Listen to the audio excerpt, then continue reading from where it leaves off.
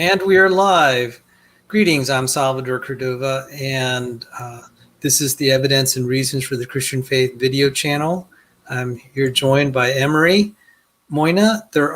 I've sent invitations to other people kind of at the last minute, so I don't know if they'll be able to join us. I always look forward to interacting with some of my friends, especially on a Friday night. This is mostly an informal discussion. It'll be a variety show, probably a break from the grueling 5.5 part series that we had on a reading of R.H. Brady's paper on natural selection. That was a grueling reading. I think in the future, for highly technical things, I shall be moving those to my other channel that I run, the Evidence Reasons Academy, where we explore more technical things. But I was glad to do it for the R.H. Brady paper, just to let people know that the people that are part of this channel, the hosts and co-hosts, are willing to dig deep rather than just make, shallow arguments. We want to be scholarly. We don't want to be just like people, people at the bar just spewing their opinions. We do want to do research, and we want to be careful and thoughtful. We want to be of service to our fellow Christians, to give them high quality information. And so that's a little bit about what this is about. Now, this may really sound funny. This is just my perception. You all may perceive things differently. But my perception of a lot of church leadership and even people in the congregations is that they're not that interested in evidence and reasons for believing the Christian faith. And my goal is that I think that by giving evidence and reasons for the Christian faith, you get closer to God because it makes it real. And that was the thing that was lacking in my church experience. I'll never forget, almost 40 years ago, I was I just finished my freshman year of college. And yes, that was a very long time ago. And I was expressing how I was having problems believing. And they said, hey, and I was going through all sorts of things, and they said, hey, why don't I take you to Amy Grant concert? I'm like, how's that going to fix anything? How's that going to fix anything for my deepest needs? And God bless these Christians. I mean, I appreciated their compassion, but that's all they knew how to do. And I'd ask around, how do you know that the Bible is true? How can you be reassured? Because God is not as apparent to my senses as the air I breathe. Why doesn't he show up and help me? I pray for faith, and he doesn't show up. He doesn't work miracles like I read in the Bible. Just basic things like that. And they couldn't answer. They said, well, let's just go to an Amy Grant. Why don't we take you to an Amy Grant concert? We'll pay. And God bless them. They were well-intentioned. And I just had a hard time saying, you're wasting your money. You're wasting my time and your time. It's very generous of you, but that's not going to help me. Mm-hmm. And I mean, no slight intended on Amy Grant or Christian entertainment. When we see the filth that's out there in the secular world, I'm glad we have wholesome entertainment. So please don't get me wrong. And I actually did see Emery. I'm one of Emery Moina's big fans. I was on his channel just checking out some of his other videos over the course of the last year till about 4 a.m. So yay. Oh, by the way, please check out Emery's channel. Yes, thank you. Go on. No, Emery, why don't you introduce yourself, since I just that's fine. And then I'm gonna blow up the channel because but so as Sal said, my name's Emery Moina. I run the In His Image YouTube channel, as well as the In His Image blog, which is kind of turning more into a little bit more of a research page now, which is I'm kind of transitioning to that. If you saw the announcement, those of you who are subscribed to my channel. I picked up a couple of subscribers actually last night as a result of the Brady Papers. So it was helpful. So thank you, Sal, for that. And yes, it was a bit of a slog, but it's also been very, very helpful to me. And just to kind of go along with what Sal's talking about in this whole Amy Grant concert thing, I've got a couple of comments I could make here. First of all, a lot of Christians aren't interested in evidence and reasons because that requires them to think. Not to be rude, but I mean, a lot of them, they don't ever get past Amy Grant or whatever contemporary Christian artist they're listening to these days. And I want to read this. This is from Todd Starnes, who used to work for Fox News. He posted this, I think, on Twitter. Listen to this. And he posted this yesterday. 43% of millennials stated they either don't know, don't care, or don't believe God exists. And this is a surprise. We turned our churches into glorified nightclubs starring preachers who deliver self-help sermons and worship leaders who want to be the next American Idol. Oh, was that a tweet? That's a tweet from Todd Starnes. And that's one of the few good uses of Twitter right there. I was about to say. Because Twitter is usually like, I regard Twitter as the armpit of the internet. It stinks and there's not much you can do about it. But that's one of the few good uses of Twitter. Okay. Because Starnes has rather accurately diagnosed the evangelical malaise. We are much more entertainment-driven than we are fact-driven. All right. And the responses to Sal, when Sal said, hey, why do you believe this? Oh, let's go to a concert. What bloody good is that going to do? Yeah. But, and you know, I'm not trying to write. These were actually my good friends. There were some Christians that were a lot harsher. They're like, what's wrong with you, Sal? You're sinning. You're this or that. And it really was a pride thing. It's like, we believe you're struggling with your faith. You suck. Now that I look back, it's really kind of pathetic, kind of the stuff that has gone on in the churches. Oh, by the way, see, Emery is sort of my alter ego. He has a little bit sharper way. I'm kind of the sweet guy. Emery's kind of like a little bit more acerbic. Sal is the nice person. Huh? Sal is the nice person. I am not the nice person. Like if we're doing like if the two of us are in a show and we do the good cop bad cop routine. Sal's the good cop. I'm not. I'm the one that's gonna be. My takes are about 100,000% harsher than Sal's. Yeah, and that's you know that's part of the reason I'm glad you're on my show. You can speak my conscience in a way that probably my temperament has a little bit harder time handling. So just like I really was going out of my way to say what sweet people these Christians were. They really were, but they just didn't know. Right, I mean, I'm not saying that, yeah. That was not my point there, was to say that these people weren't Christians or they were bad people. But the church culture that has produced that is, I mean, I'll just say it's pagan. There's nothing Christian about a church culture that wants to entertain people, not teach them the word. Yes. And also, you know, the thing is that given my temperament, and I think there's a verse in John 10:38 that really resonates with me.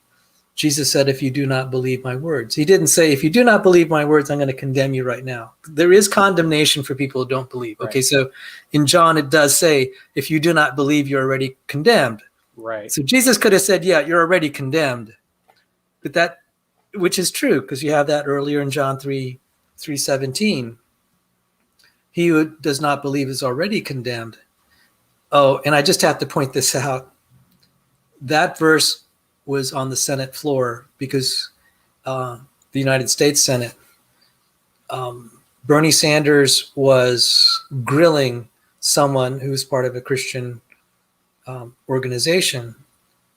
And that organization had things to say about Islam. And that organization said, if you do not believe in Jesus Christ, which is straight out of the Gospel of John, I believe it's chapter 3, verse 17, you're already condemned. Mm-hmm. And Bernie Sanders said, do you believe that, sir? And I'm sorry, I don't have it. I don't have the reference immediately, but this is a famous case. So do you believe that? He said, that's what I believe. That's in the gospel. And he said, I don't think that's what we're about here. I vote no for your confirmation. That's the world we live in. Mm-hmm.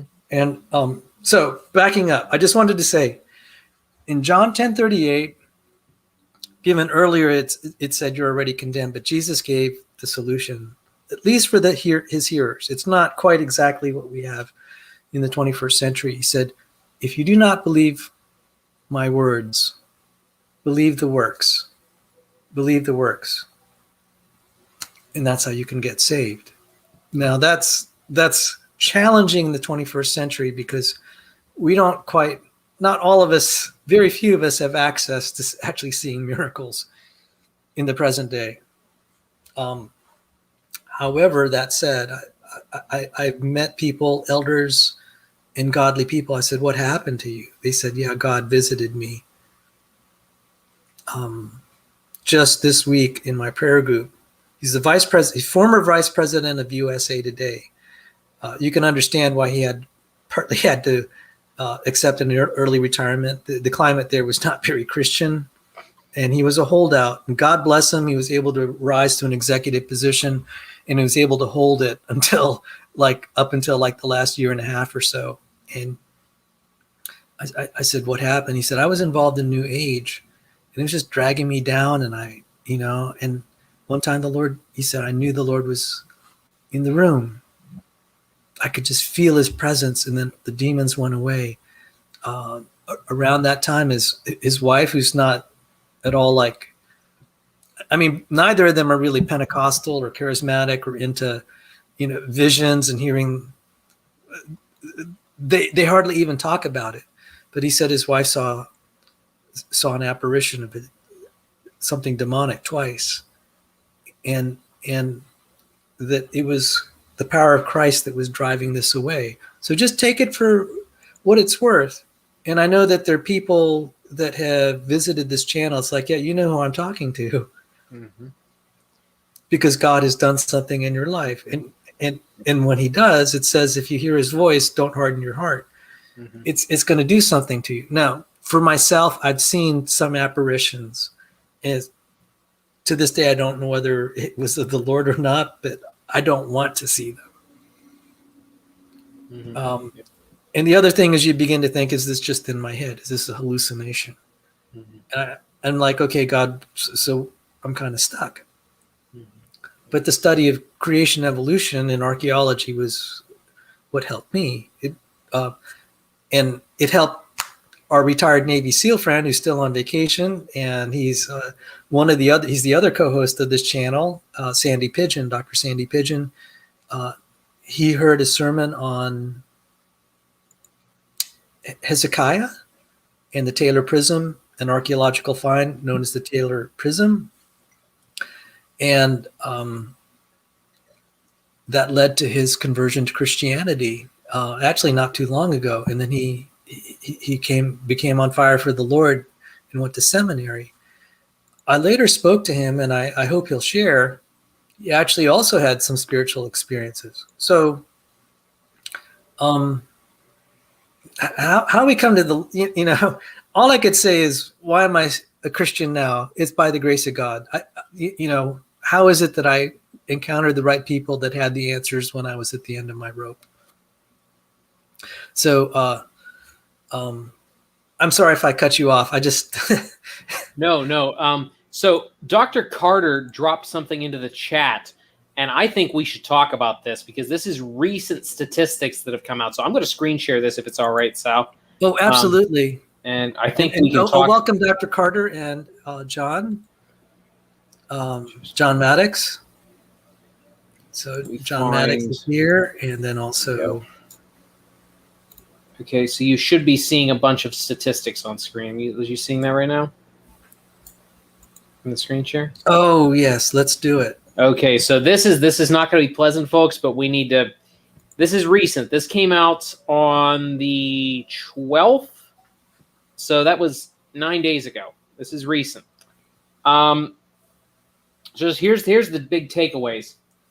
The dominant worldview of all four adult generations in the United States is syncretism, the mashup of various worldviews that provides each individual with a customized understanding of and response to life. In total, 88% of Americans have syncretism rather than a substantially coherent and recognizable worldview such as postmodernism or secular humanism as their dominant worldview. And let me just kind of illustrate for you what that means. What that means is that people are being raised with one worldview. They're going to college, getting hit with the postmodernism and the Marxism, and then they're just adopting bits and pieces of it and then trying to pick up where they left off. So basically, it's a mishmash. You just take what you like, throw away what you don't like. None of the 4 generations had at least 1 out of 10 of its members for whom any of the 7 worldviews was dominant. So, and it's going to go into that in a minute. A majority of Americans, regardless of their generations, consider themselves to be Christians. However, that's going to, as we go down further, you're going to see that that's actually not, they're not actually Christians. They just think they are. Let's see. Just go through a couple of these things here. Millennials, which is my generation, unfortunately, are far more, by the way, that's 18 to 36. So anybody born from 1985 to 2002 are far more likely than any other generation to, quote, define success in life as happiness, personal freedom, or productivity without oppression. Consider an abortion performed to reduce personal, economic, or emotional discomfort to be morally acceptable. Yikes. Yikes. Consider premarital sex with someone expected to be their future spouse as morally acceptable. Deem reincarnation a possibility. Be liberal regarding fiscal and social policies, i.e. spend lots and lots of money, get into lots and lots of debt, and homosexuality is okay, transgenderism is okay. Champion liberal theology. That equals, by the way, liberation theology, theology of blackness, CRT, intersectionality, all that stuff would fall into that pile. And, quote, be among the don'ts. People who either do not know if God exists, do not believe that he exists, or do not care. Millennials were also much less likely than Americans from older generations to hold numerous positions, such as being deeply committed to practicing their religious faith, believing that the universe was designed, created, and is maintained by God, believing that human beings were created by God in his image but are undermined by personal sin and therefore need to be redeemed through Jesus Christ, accepting the idea of, quote, original sin, agreeing that the universal purpose of humanity is to know, love, and serve God with all our heart, mind, strength, and soul, embracing the Bible as their primary source of moral guidance, believing that every moral choice we make either honors or dishonors God, accepting the notion of God being all-knowing, all-powerful, and just creator of the universe who still rules that universe today, considering Satan to be a real influential being, participating in religious activities such as worshiping God, praying to God, studying the Bible, seeking and following God's will, and asking God's forgiveness for their sins, identifying as a Christian, believing that after they die, they will spend eternity in God's presence solely because they have confessed their sins and accepted Jesus as their Savior. All right? So all those things are things that millennials aren't likely to do. Okay, now here, just another example here. For example, while 4 of 10 people 55 or older can be classified as born-again Christians based on their beliefs about personal salvation, far fewer Gen X adults fall into the segment, but just 1 out of every 6 millennials meets the criterion. And by the way, folks, Gen Z, which is the generation coming up, even worse. Right? Even worse. And John, I will actually go along with that because, in college, I had a college professor that was very heavily eschatologically inclined, and he was always talking about the church being in the age of Laodicea. And while I tended to agree with him, I got kind of tired of hearing it after a while, but now I'm grateful for it because I'm seeing exactly what he was seeing. I probably owe him an apology, to be perfectly honest. So let's have a look at some of these stats here. Younger generation is substantially more likely than their elders to believe the following. Horoscopes provide useful guidance for their life. Getting even with those who offended or harmed them is defensible. God is not involved in people's lives. Allowing people to own property facilitates economic injustice. Karma is It's a viable life principle. I mean, if you don't laugh, you're going to cry. The Bible is ambiguous in what it teaches about abortion. Human beings have developed over a long period of time from less advanced life forms to our current condition. The Bible is not accurate and reliable, i.e. inerrant. And it just gets worse. It just gets worse. Oh my. So here's the cross-generation chart. Millennials are most likely to try things. The builder generation, which is the oldest generation, not so much. 64% of millennials believe in karma. 54% believe that humans developed over time from less advanced forms. I would have thought that number would have been higher. I honestly would have thought that number would have been higher. But I guess atheism is such a vapid, vacuous worldview that people are going from Christian spirituality to mysticism, essentially. I'm guessing. It's the only way I could come up with that. Reincarnation is a real possibility. 51%. 51%.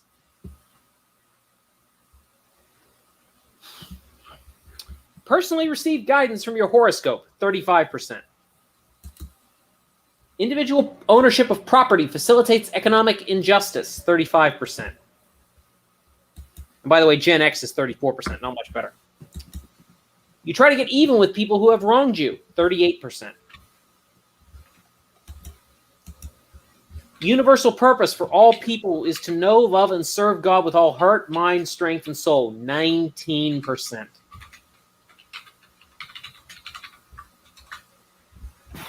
The universe was created and designed and is sustained by God. Only 30%. Gen X was 47%. But at the same time, only 54% believe that humans developed over time. So I'm not entirely sure how that's supposed to square. But again, this is very interesting. If there's, like you said, could be syncretism. Yeah, syncretism. Because there could be people that believe in horoscopes and God designed.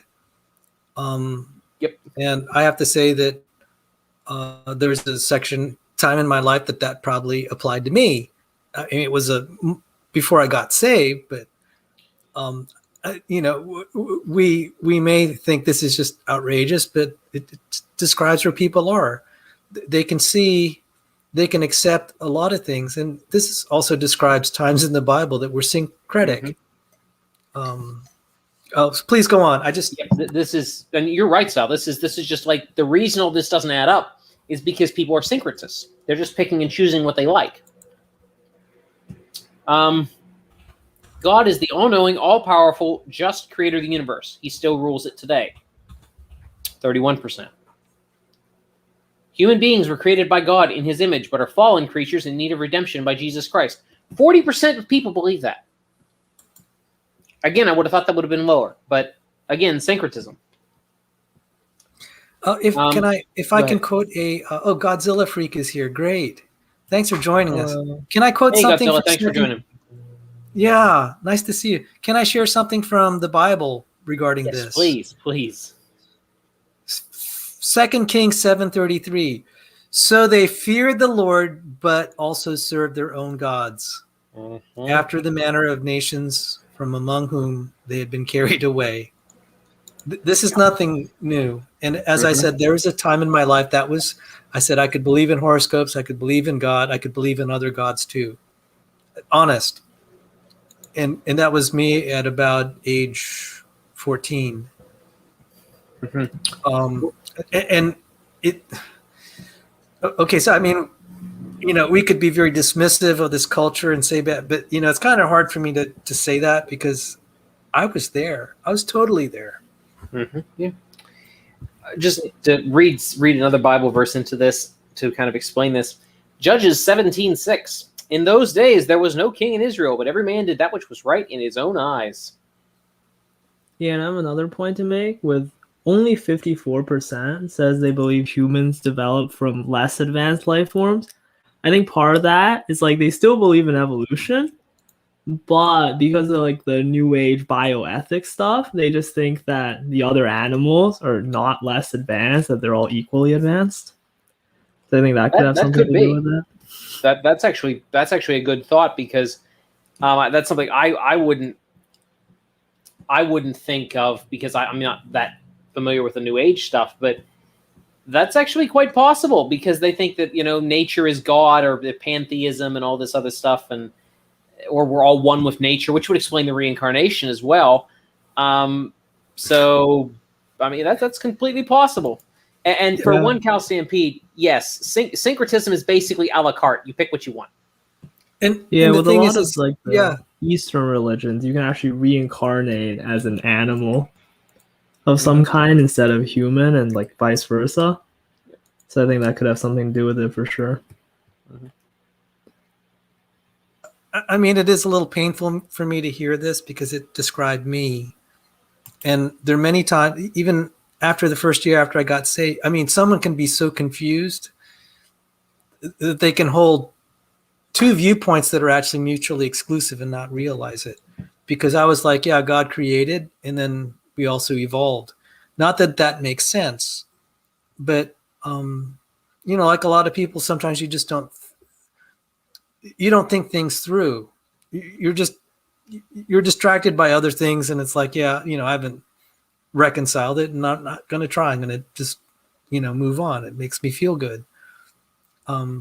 So as much as there might be the temptation to look down and say this culture sucks, it's like, yeah, that was still me. And I feel compassion here, because it totally reflected my mindset. And like I said, it's only by the grace of God I began to see things, and it took a long time to kind of clean that up out of my life, really. So, yep. Here's another one. This one's just it gets worse. Consider yourself a Christian. 57%. Last generation was 70. Praise, thank, or worship God each week. Only 45%. That kind of cuts the number down of real Christians, doesn't it? Don't know, care, or believe God exists. 43%. 43%. Believe that when they die, they will go to heaven, but only because they confessed their sins and accepted Jesus Christ as their Savior. 16%. 16. Possess a biblical worldview. 4%. 4. Now, 4% is not surprising, because if you look at these other generations, they're not great either. Right? There's always a very the number of people who are actually fully consistent with a biblical worldview are always lower than the number of professing Christians, because there's always people who are confused, always people who don't understand what's going on and whatever. So the fact that number is low doesn't surprise me. But it's only a quarter of those who actually claim to be born again Christians and actually, sort of understand the concept. So, and here are the most influential worldviews. Moralistic therapeutic deism, which essentially is, works, but, we're going to add God into our works and everything, something like that. That's essentially what that is. Biblical theism, 9%. Yikes. Postmodernism, 18%. I'm not surprised it's that high. would have been surprised. I'm actually surprised it's that low. I'd have expected postmodernism to have a stronger influence. Secular humanism, 15%. Eastern mysticism, 12%. Nihilism, 11%. And Marxism, 10%. Marxism is now a more influential worldview among young people than biblical theism.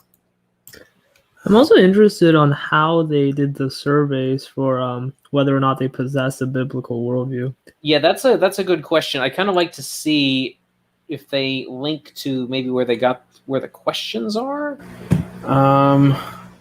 Okay, so this looks like this will actually be the actual research. So hopefully we're jumping to the actual research here. Do we actually?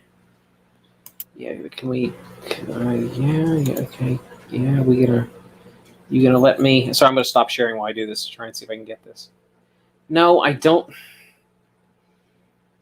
No, I don't want to sign up. I just want to actually read the research. Oh, good grief. I don't know if that's publicly available or not. Doesn't look like it is. Maybe this will give me what I want. I'd really like to thank Dr. Carter for sharing that link. That has totally turned around where the show was going. See, this is the nice thing about live streams. I forgot to mention this. I can't tell you how much this community has meant to me and supported me, and I learn a lot from you all too. And so there's been a debate whether I'm going to discontinue live streams because we had some technical problems, but this is one of the benefits. Mm-hmm. Yeah, unfortunately, it looks like the research is locked away behind some kind of wall or something. So unfortunately, I'm not going to be able to get to it. I can't get to the questions. But the numbers agree with our experience. Yes, they do. I think certainly do. At least it reinforces the way I experience what in the church, even in my own personal life, in phases of my personal life. And really, maybe this is really tough to swallow because we would like the world to all, it's just human nature. We want everyone to agree with our values and viewpoints. I'm not like Danny who likes the diversity. I don't. I can respect it, but it's more comforting when I know other people share my values. Right. And Jesus said, few are those who'll find the way that leads to life. And I'm just like, Lord, that's really tough medicine. So when we see these figures, we can moan and complain about the state of society, but the Lord has prophesied that this is really what we might reasonably expect as Christians. I think a nation that has really loved God has been rare in history. And, as much as I would love to see that, it's just, the Lord is kind of telling you, okay, you have to preach the gospel. A lot of people are going to reject the message. And so it's like, I don't like hearing these numbers, but what I think is wrong, we can try to convert the nation. But I got the impression for a while that people are like, let's be on a marketing campaign so we can get everyone and make this a happy world. And, the Lord, the Lord is telling us human nature is going to resist that. And it would be an exceptional event. Now, I think the United States of America was just glorious.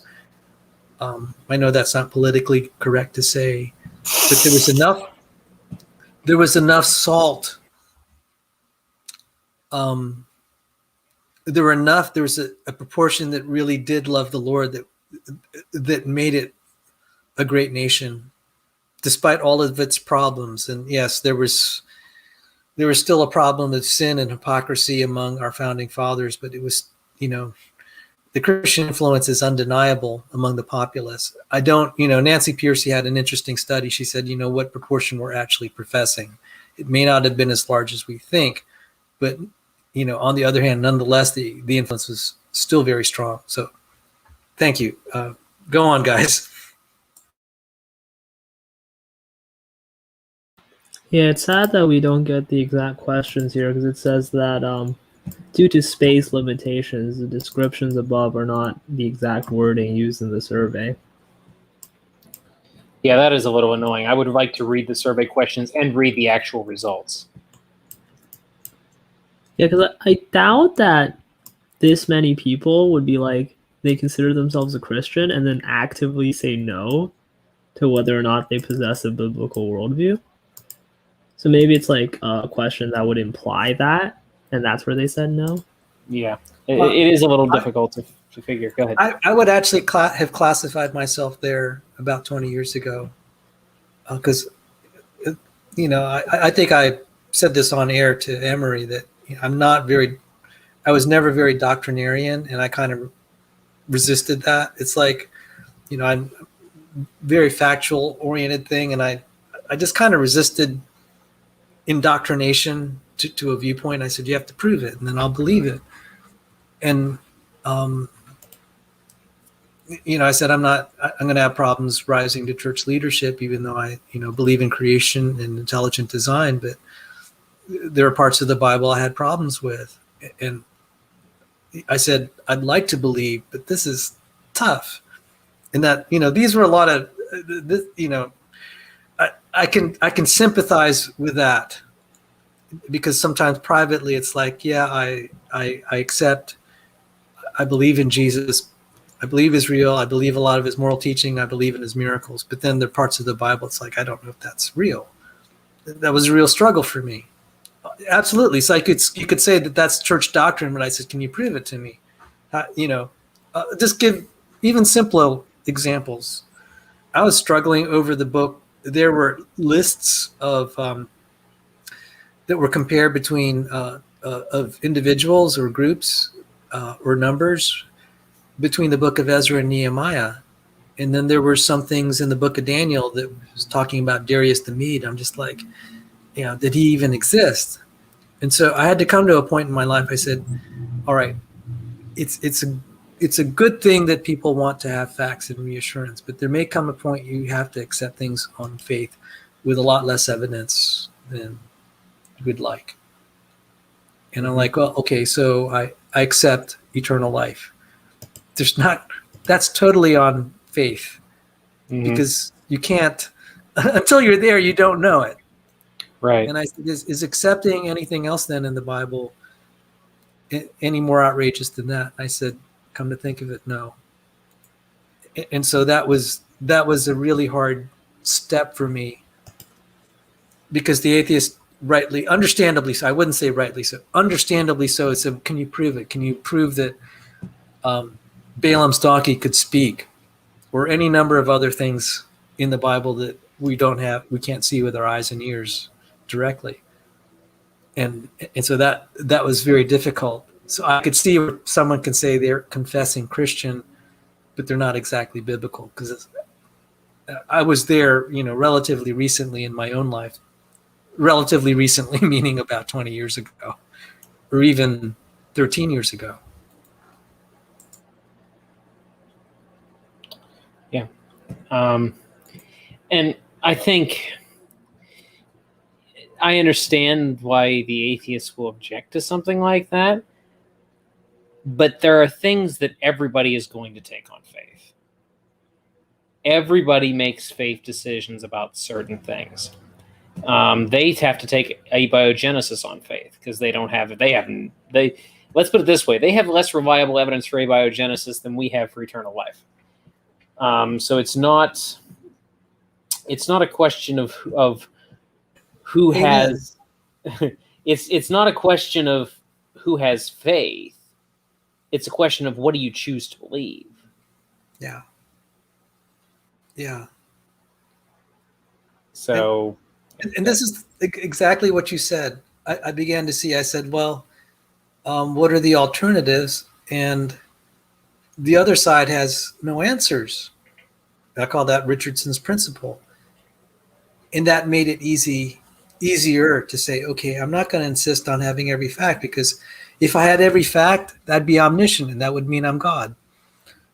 That's not going to happen. And so I've taken a course of action. So what did it for me? I needed to have at least enough facts, because having some facts is better than having none. So the atheists have no facts for some of their major tenets, like abiogenesis and then evolutionary theory, or their moral, what they believe is right and wrong, or there's meaning, like zero facts on every column. Mm-hmm. And being a math guy, it's like, okay, having a little bit of something is better than zero. That's infinitely better, actually. And that did it for me.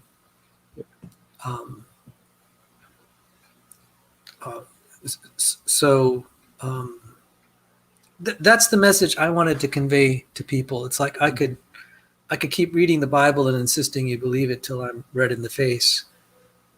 Right. I'd rather try to reason and say, okay, what's your alternative? Do you think you're going to get a better deal from all these others? And I think when we examine that question we probably will be able to move some people on the fence who do love the Lord. You know, people that really resent the Lord and want nothing to do with him, I don't bother.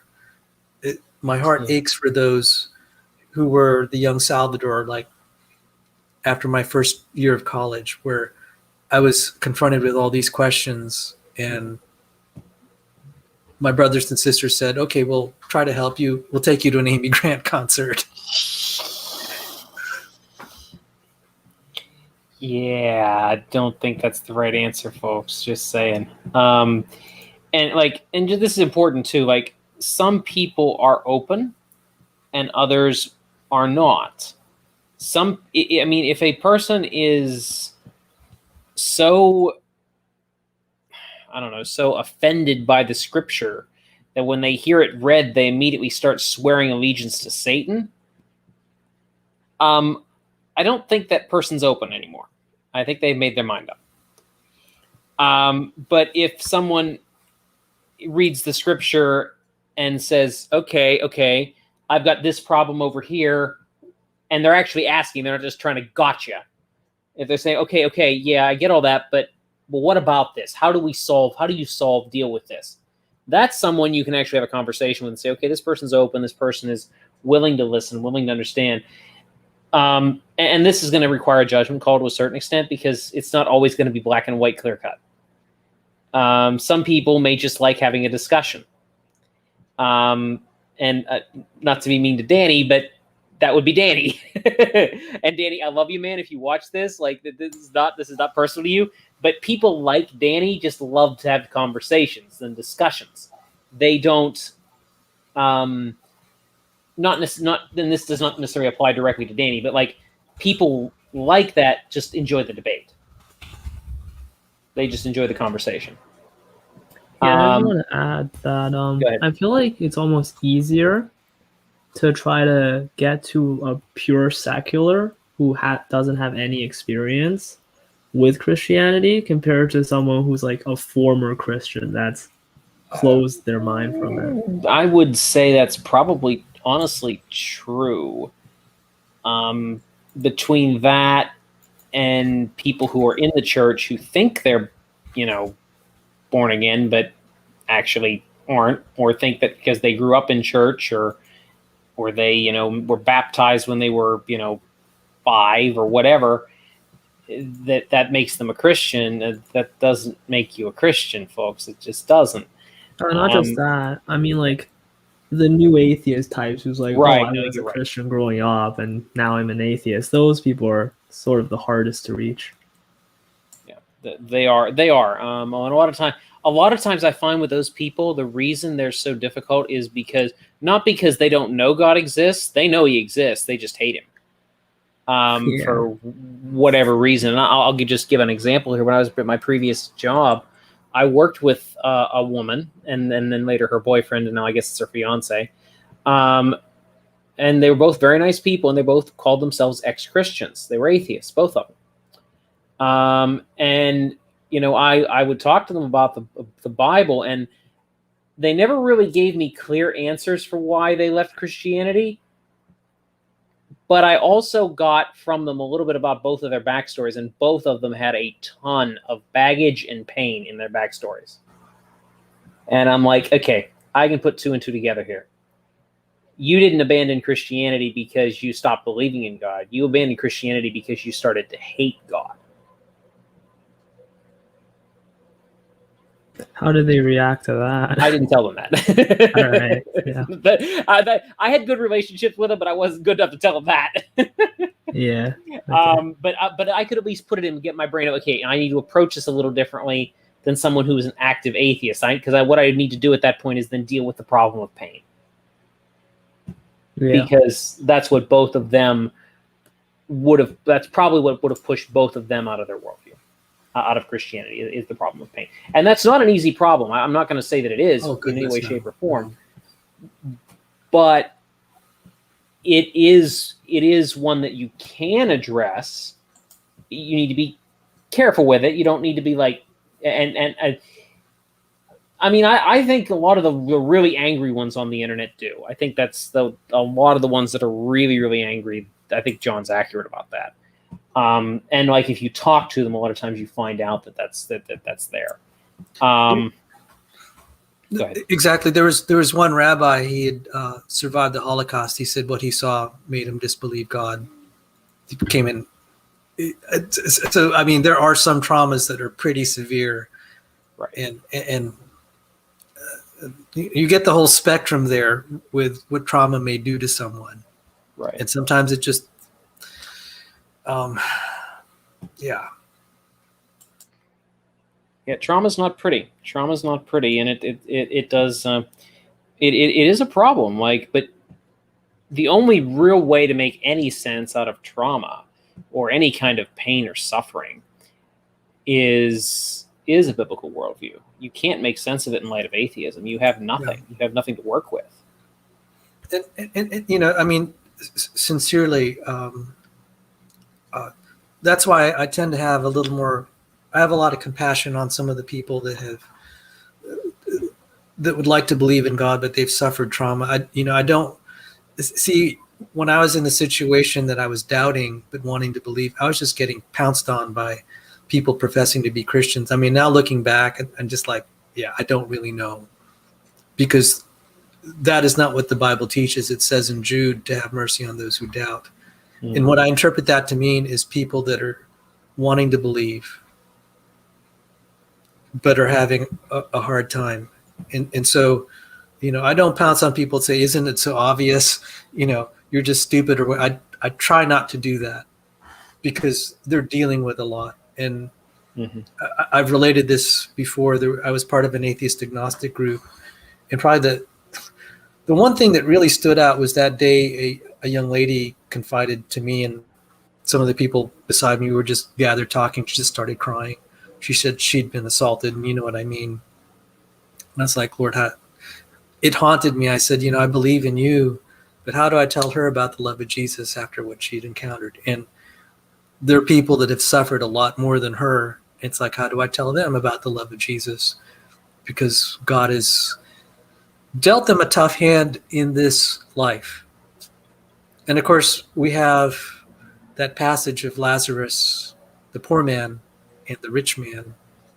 And God is saying, some of the people that end up in heaven are going to be dealt a pretty tough hand in this life. And, you know, I'm just like, in those situations, it's like, Lord, my words are incapable. Only your Spirit can reassure them you're there and you love them. You know, I can give some intellectual answers, but for cases like that, it has to be the power of God.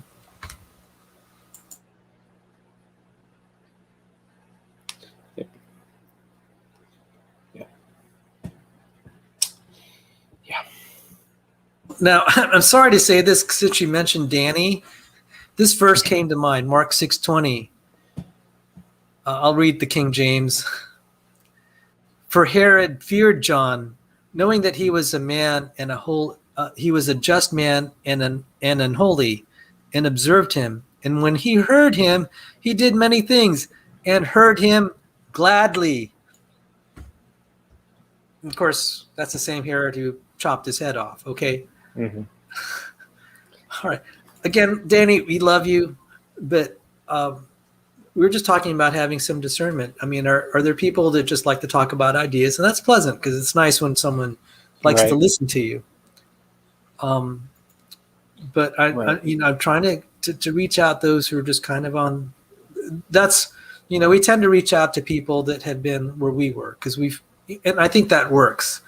Is we tend to be probably a little more sensitive and understanding to people that came from our background, and that's just me, you know. Mm-hmm. No, I think that's a fair assessment. Like, because when you have personally dealt with a particular situation, it can be any number of situations, you understand better what somebody else is dealing through when they go through it, and so it's a little bit easier for you to relate and maybe to give good advice and to walk through the scriptures that were beneficial to you in that period of time. So that makes sense, but at the same time, and this is why, like, when people are open to discussion, but are not open to not actually open to the gospel. They just want to talk. I think it's very easy for us to write off the hardcore atheist because they aren't open at all. But someone who wants to talk but isn't actually open, it's a lot harder to, and I think we're probably more prone to not to be rude, but wasting time there than we are interacting with some of the more hardened atheists. And again, this is not to say you shouldn't interact with people who want to have interactions. You should, absolutely. But you need to be careful that you don't get sucked into an empty, vapid conversation, I guess is the way I take that. Yes. And that's why that verse in Mark 6:20 really astonished me. He was an evil man that eventually killed John the Baptist. Mm-hmm. And yeah, Herod had some regret, but he still killed him. Yep. Because it was more important for him to save face than do the right thing. Mm-hmm. Yep. Because, it said he killed him because, he had all these guests and he made an oath. I said, yeah, it's terrible.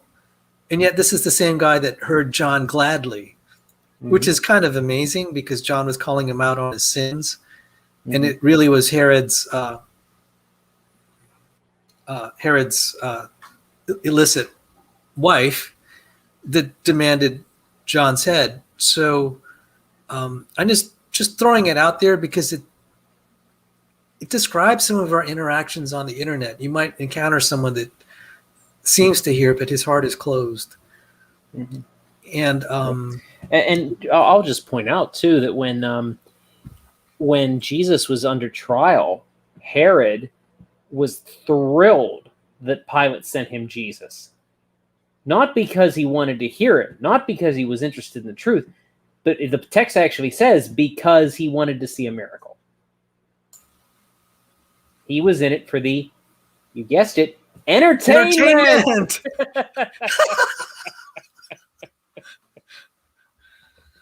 Well, this has been, Dr. Carter thank you, Dr. Carter, for providing that link. And thanks, Emery, for suggesting to read it. Because I had some idea of what our variety show would be tonight. And this is totally turned it around. And it turned out to be a lot better discussion than I ever imagined. I really was just, a little bit lonely and I wanted some fellowship. This is how I can hang people. And I'm really glad now that I started the stream because I'm blessed to have this conversation. Yeah, should we finish the article then? There's like a page and a half left. Yeah, we can finish. There is some more reading here that is useful. Some of it is not stats, but some of it is. We can finish that. Let me reshare my screen here because we did just finish with the stats here real quick. I'm sorry, guys. I just couldn't help but notice. Oh, no, that's fine. That's fine. It's a good discussion. Okay, I try to avoid internet drama, but that just made me laugh. All right, so you should be getting a stream. Okay, we got it. All right, sweet. So,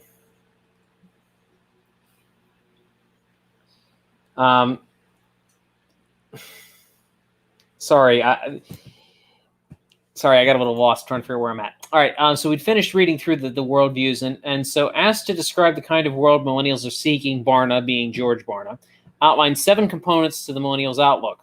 1, government should continue to expand in reach, authority, power, and spending in order to facilitate a more desirable way of living. That tells me that they don't understand history. Yeah, this is very much a yikes. Yeah. Number 2, public policies and programs should be more flexible and fluid, but the syncretistic worldview they possess means that American culture will also be less predictable and consistent than in the past, owing to the inherently contradictory worldview positions adopted by Americans. And as we saw that when we were going through the stats. More episodes of violence and combativeness across the nation. We're seeing that right now. Attributable to the self-righteousness and sense of personal sovereignty maintained by emergent adults, combined with their dismissal of the legitimacy of institutional authority, causing them to be unwilling to compromise and feel that not getting their way is a personal threat or challenge. or don't know that how they just don't happen to reconcile like- point or 3 that to they just point don't happen to 1. like the skin tone of the person standing next to them. You know, I don't know how you managed to reconcile the number 1 with the number 3. I don't either. But again, syncretism. This is a la carte. It doesn't have to make sense. Oh, yeah.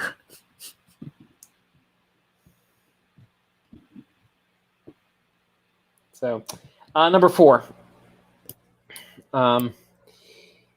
Political tensions will remain significant in the short term due to the divergent views of core perspectives related to national vision, disdain for compromise, national moral recalibrations, and revision of U.S. history.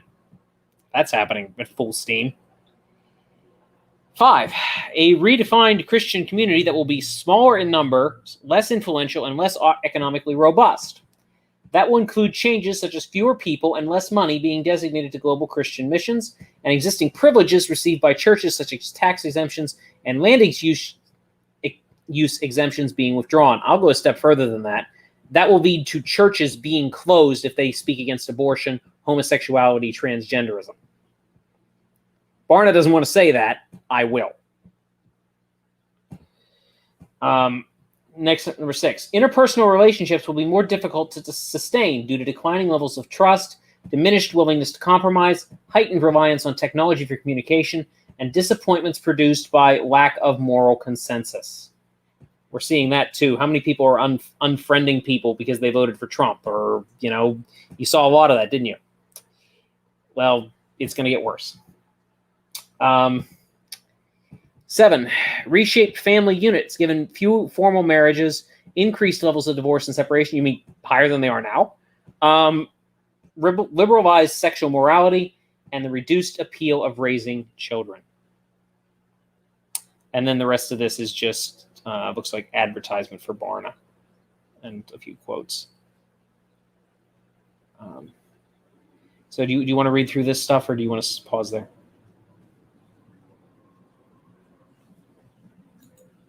You do? I think you can just leave it there. Yeah. Okay, yeah. Yeah. That's really sobering. Lord help us all. Yeah, I think you can say like this was expected, but at the same time, it's very it's still like hard hitting.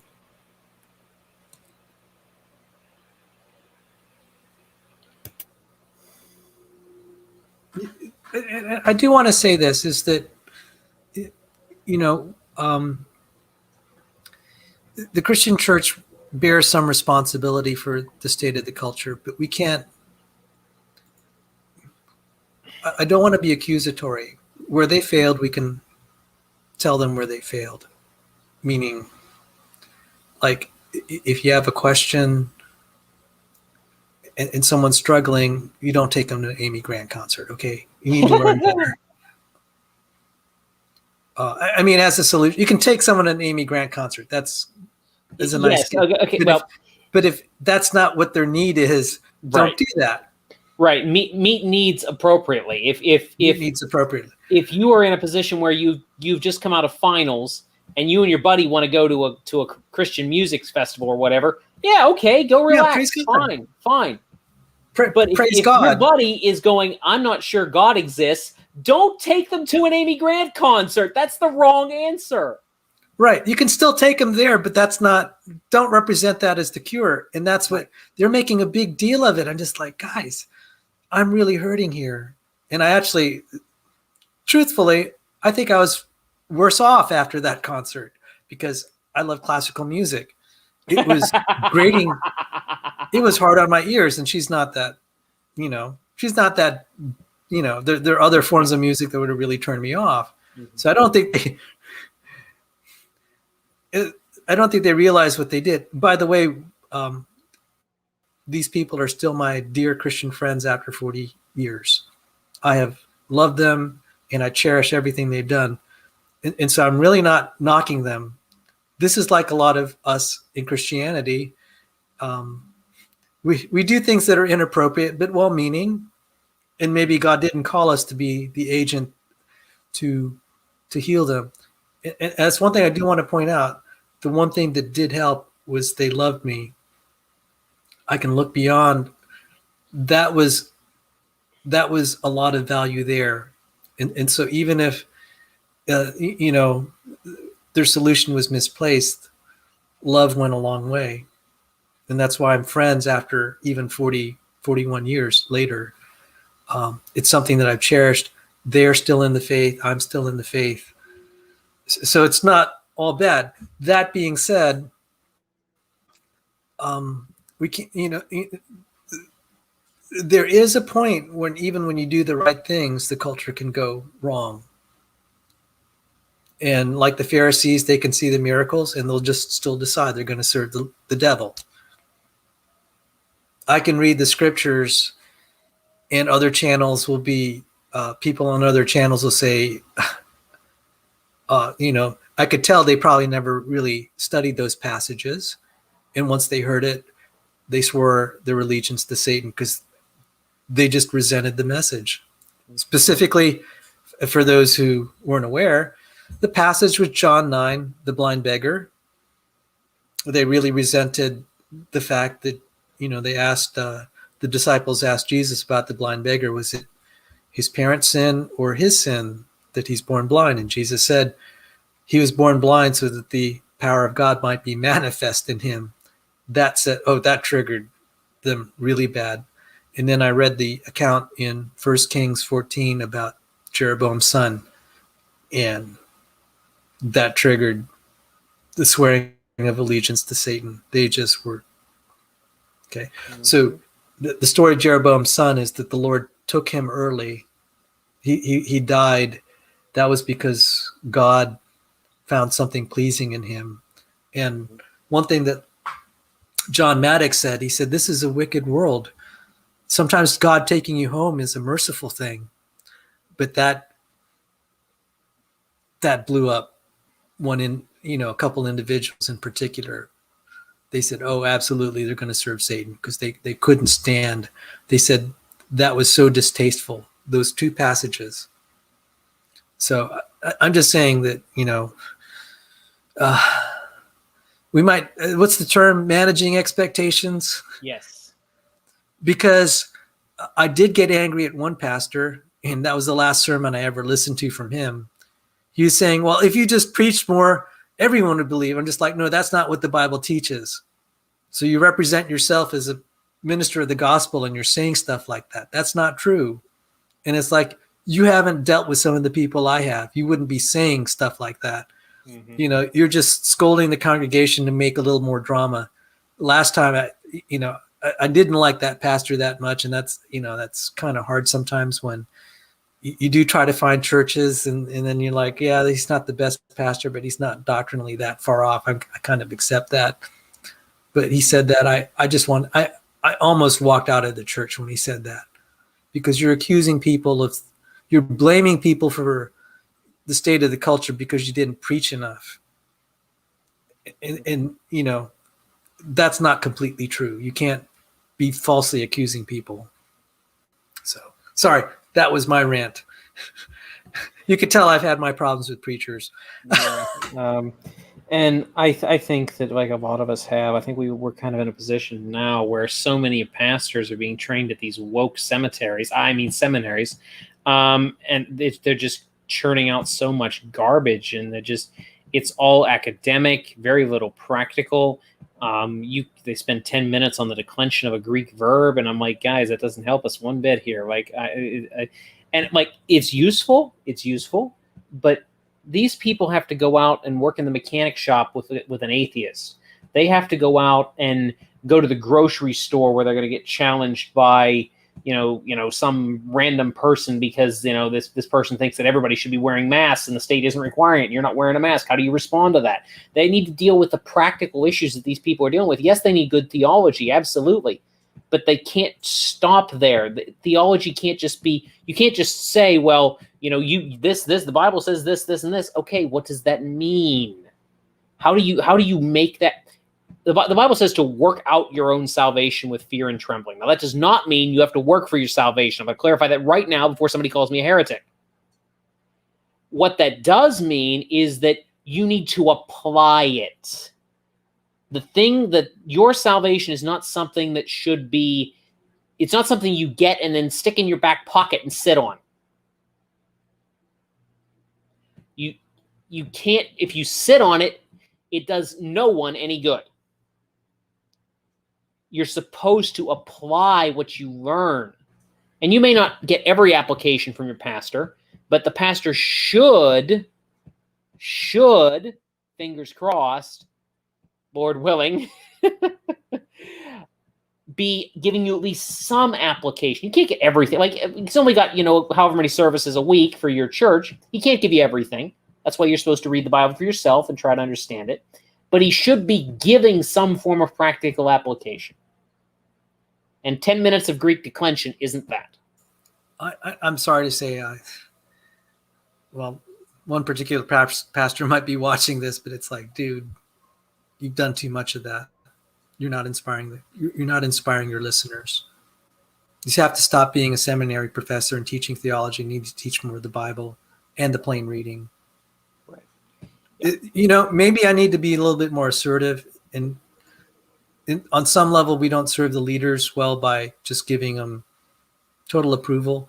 Yet on the other hand, I don't want to sow dissension.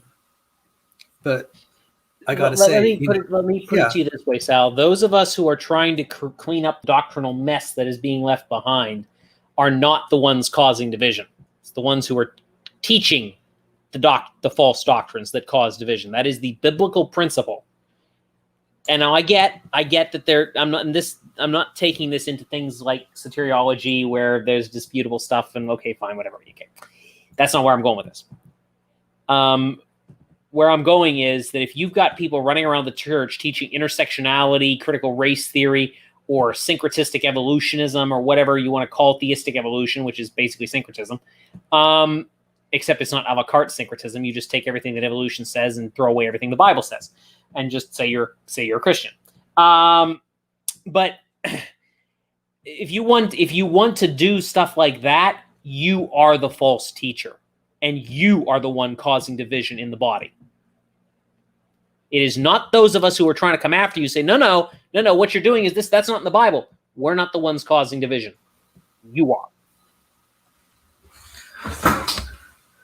Well, I had a few other things on the variety show. Did you guys have, that was a very interesting segment, and I'm ready to shift gears. Sure. So, sorry for dropping a bomb on your stream, Sal. No, that's okay. Okay, so now the nice guy takes over and says, "Okay, we'll shift gears now." No, but sincerely, there's a reason I keep inviting Emery here, and like I said, I was up till 4 a.m. listening to his podcasts because he says something that also resonates with my conscience. He's articulating when Emery gave that talk about the millennials who are in church, who really are seeking, because there's a segment of them that are seeking. He said, give them the truth. Don't focus on giving them entertainment because you're not going to compete. And I wanted to say that totally makes sense. Mm-hmm. Yeah, Emery has a lot of great videos on his channel. I'm sorry, I missed. Yeah, Emery has a lot of great videos on his channel. There you go. You keep putting the butter on, guys, and I'll slide right through your fingers. Just saying. Because, okay, why do I say that resonated with me? That Amy Grant experience. And it's even done by well-meaning people who have said they're still my friends after 40 years. The love counted for a lot, and thank God for that.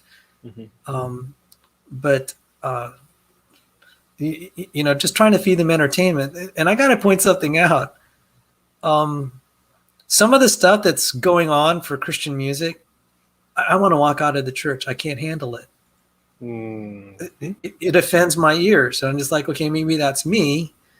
But I've heard some of the Hillsong stuff, and like some of it's okay, and some of it I think I'd rather not listen to. So it's one of those things, because then you're dealing with people's tastes. But if you teach God's word in a way that applies to their life, you're safe because God has promised that this is from him, and you're not going to get anything better. Maybe people won't like it, but I've come to the point. It's like, my job is not to try to make the gospel appealing to human desires. That's not my job. We preach Christ to the Jews a stumbling block and to the Greeks foolishness. Yeah. The gospel will never be popular. The true gospel will never be popular. And we have spent the last 50, 60, 70 years in evangelical Christianity pursuing popularity rather than the gospel. And the vapid emptiness of most of our major denominations and big churches testifies to that. And I don't know if it was you, Emery, who pointed this out. What's their metric of success? How many baptisms have you had? That's the Southern Baptist. That's their metric. How many baptisms have you had in your church this year? And I'm like, how does that square with Jesus saying that few will find the way that leads to life? I mean, honestly, I as troubling as that verse is, because this doesn't totally agree with, like, our job is to save as many souls as possible. It's like, for one, I don't see that specifically in the Bible. And so there's a tendency to make that a metric of your success. The metric of your success, first of all, is where your heart is. Whether you've loved the Lord your God with all your heart, mind, soul, and strength. So at an individual level, that's the most important metric at a personal level. And then corporately as the church, have you told the truth? Mm-hmm. Because I look at the Church of Philadelphia in Revelation, and Jesus really loved that church. He said, you have little power, but you've been faithful. He didn't say, oh, look at how big your church is and how many people are in your pews and how many people. He said, he was saying that they were faithful to the truth. And I know that hurts because, yes, we want to have human metrics that makes us feel good, but that ultimately is not what counts. And that's also what I didn't like about evangelical culture. It's like they're denigrating. They're saying, try to fill the pews and just go out there and preach, as if other professions like being a scientist or an engineer, it was denigrating. You're treated like a second-class citizen. That wasn't honoring of Christ's body, for one. And then it ended up being like a marketing campaign. Mm-hmm. Yep. And it's really unfortunate because, like, the goal never was numbers. The goal should never have been numbers. The goal should have been reaching people with the gospel, and the gospel is offensive.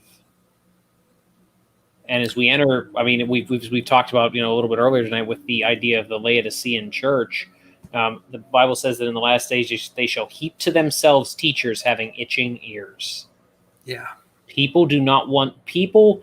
If you tell people the truth, you will get a few followers. If you tell them a popular lie, you will get thousands. Yes. And that's hard. Few is what you want.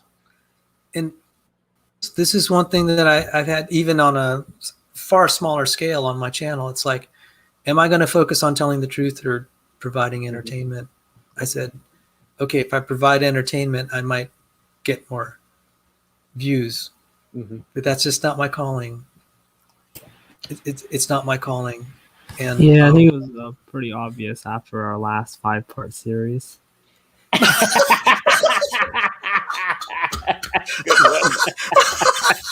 Round of applause. Well done. well done, Godzilla freak.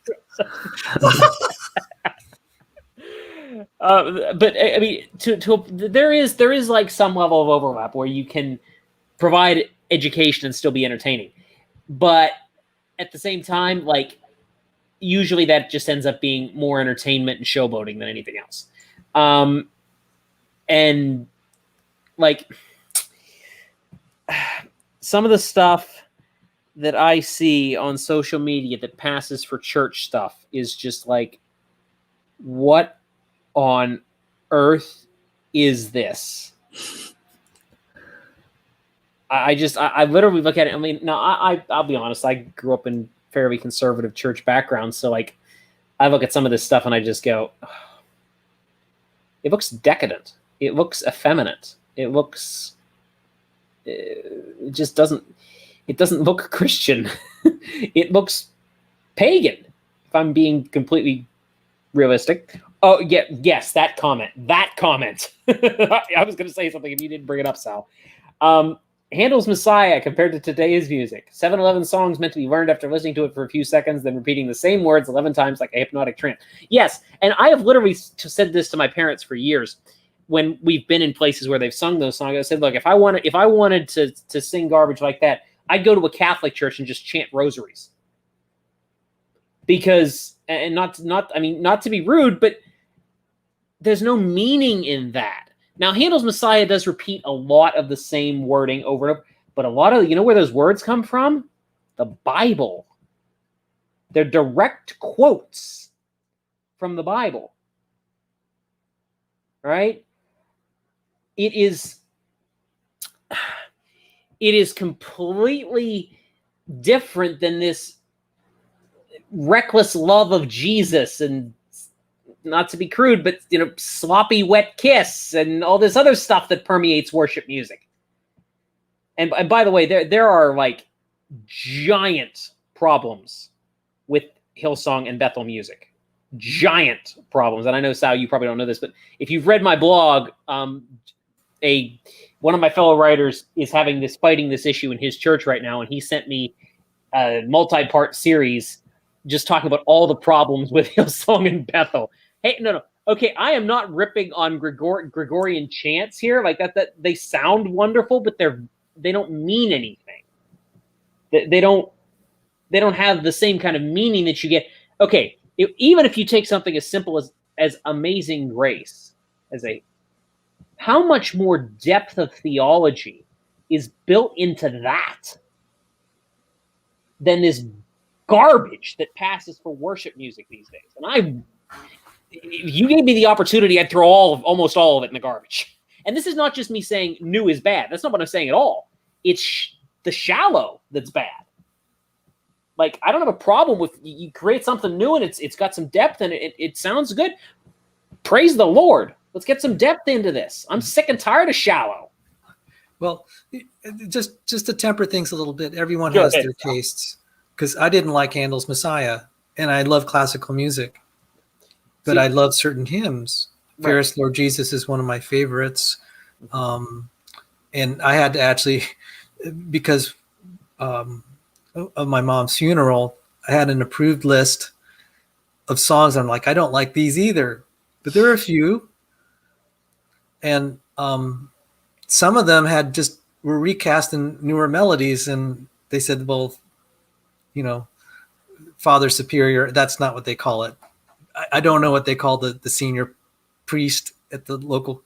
He said he doesn't like some of the modern melodies. I had to plead to get some of them redone.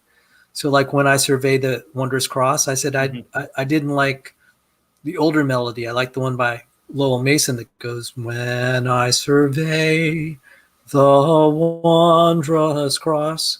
And so that was, and then I said, how about For the Beauty of the Earth? But I want the John Rutter melody.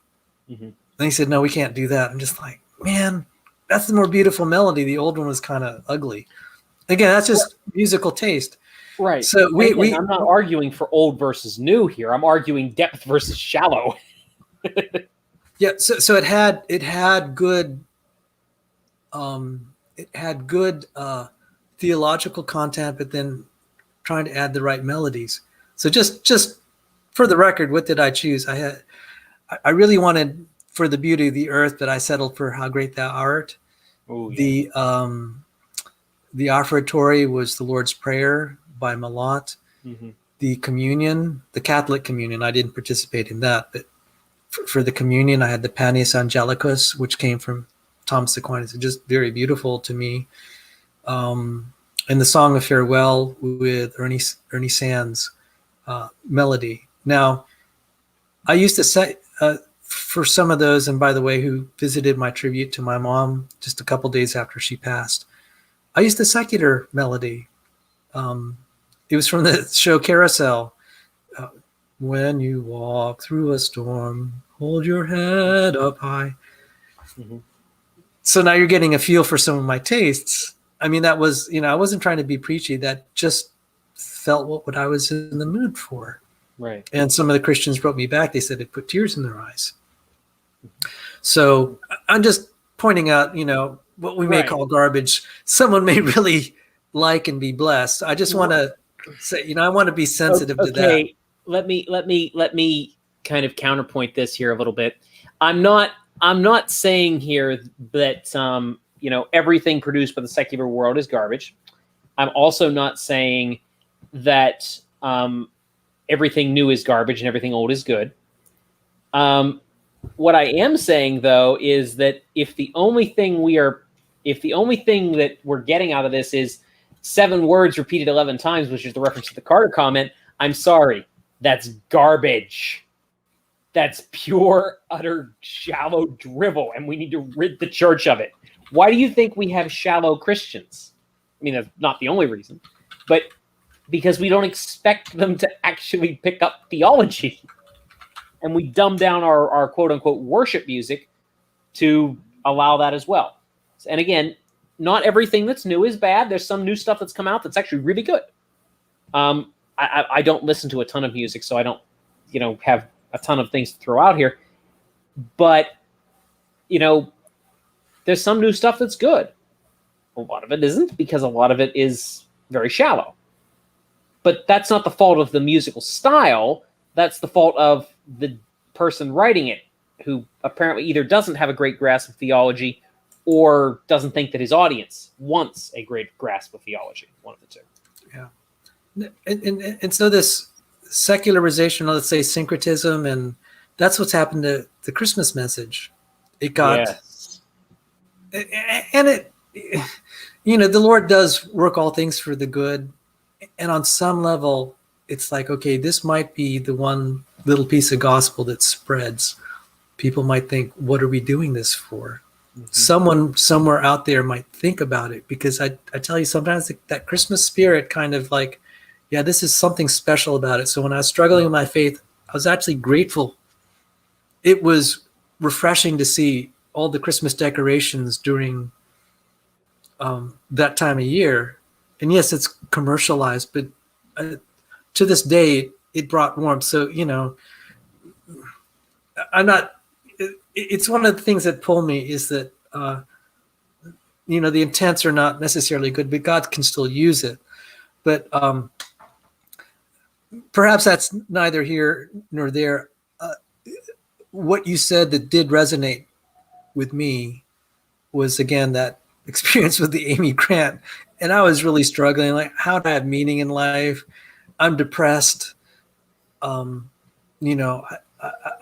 was just grieving, and I couldn't figure things. I just like a typical teenager, troubled teen, and like, oh, Amy Grant, just like, they made such a big deal of it.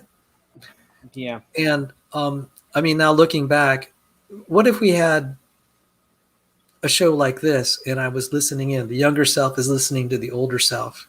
It's like, that's what I really needed. Mm-hmm. Of course, it took a long way to get to the older self, 40 years since, to learn and to understand. It's like, hey, Salvador, it's almost like, you're going to be okay, Sal. There's evidence of God, but you're going to have to dig for it. And what you're going to also find is that there's no answers in atheism or any other religion. Mm-hmm. And that's why you're going to stay in the Christian faith. That's what I could say to my younger self from 40 years back. Yeah. That was something Amy Grant couldn't give me. Only through God's grace, through so many people, and the things that God has shown me through other people and their writings, from even Michael Behe and on, and even Fred Hoyle is an atheist. God has shown me these things. Yeah, and I think that Christianity,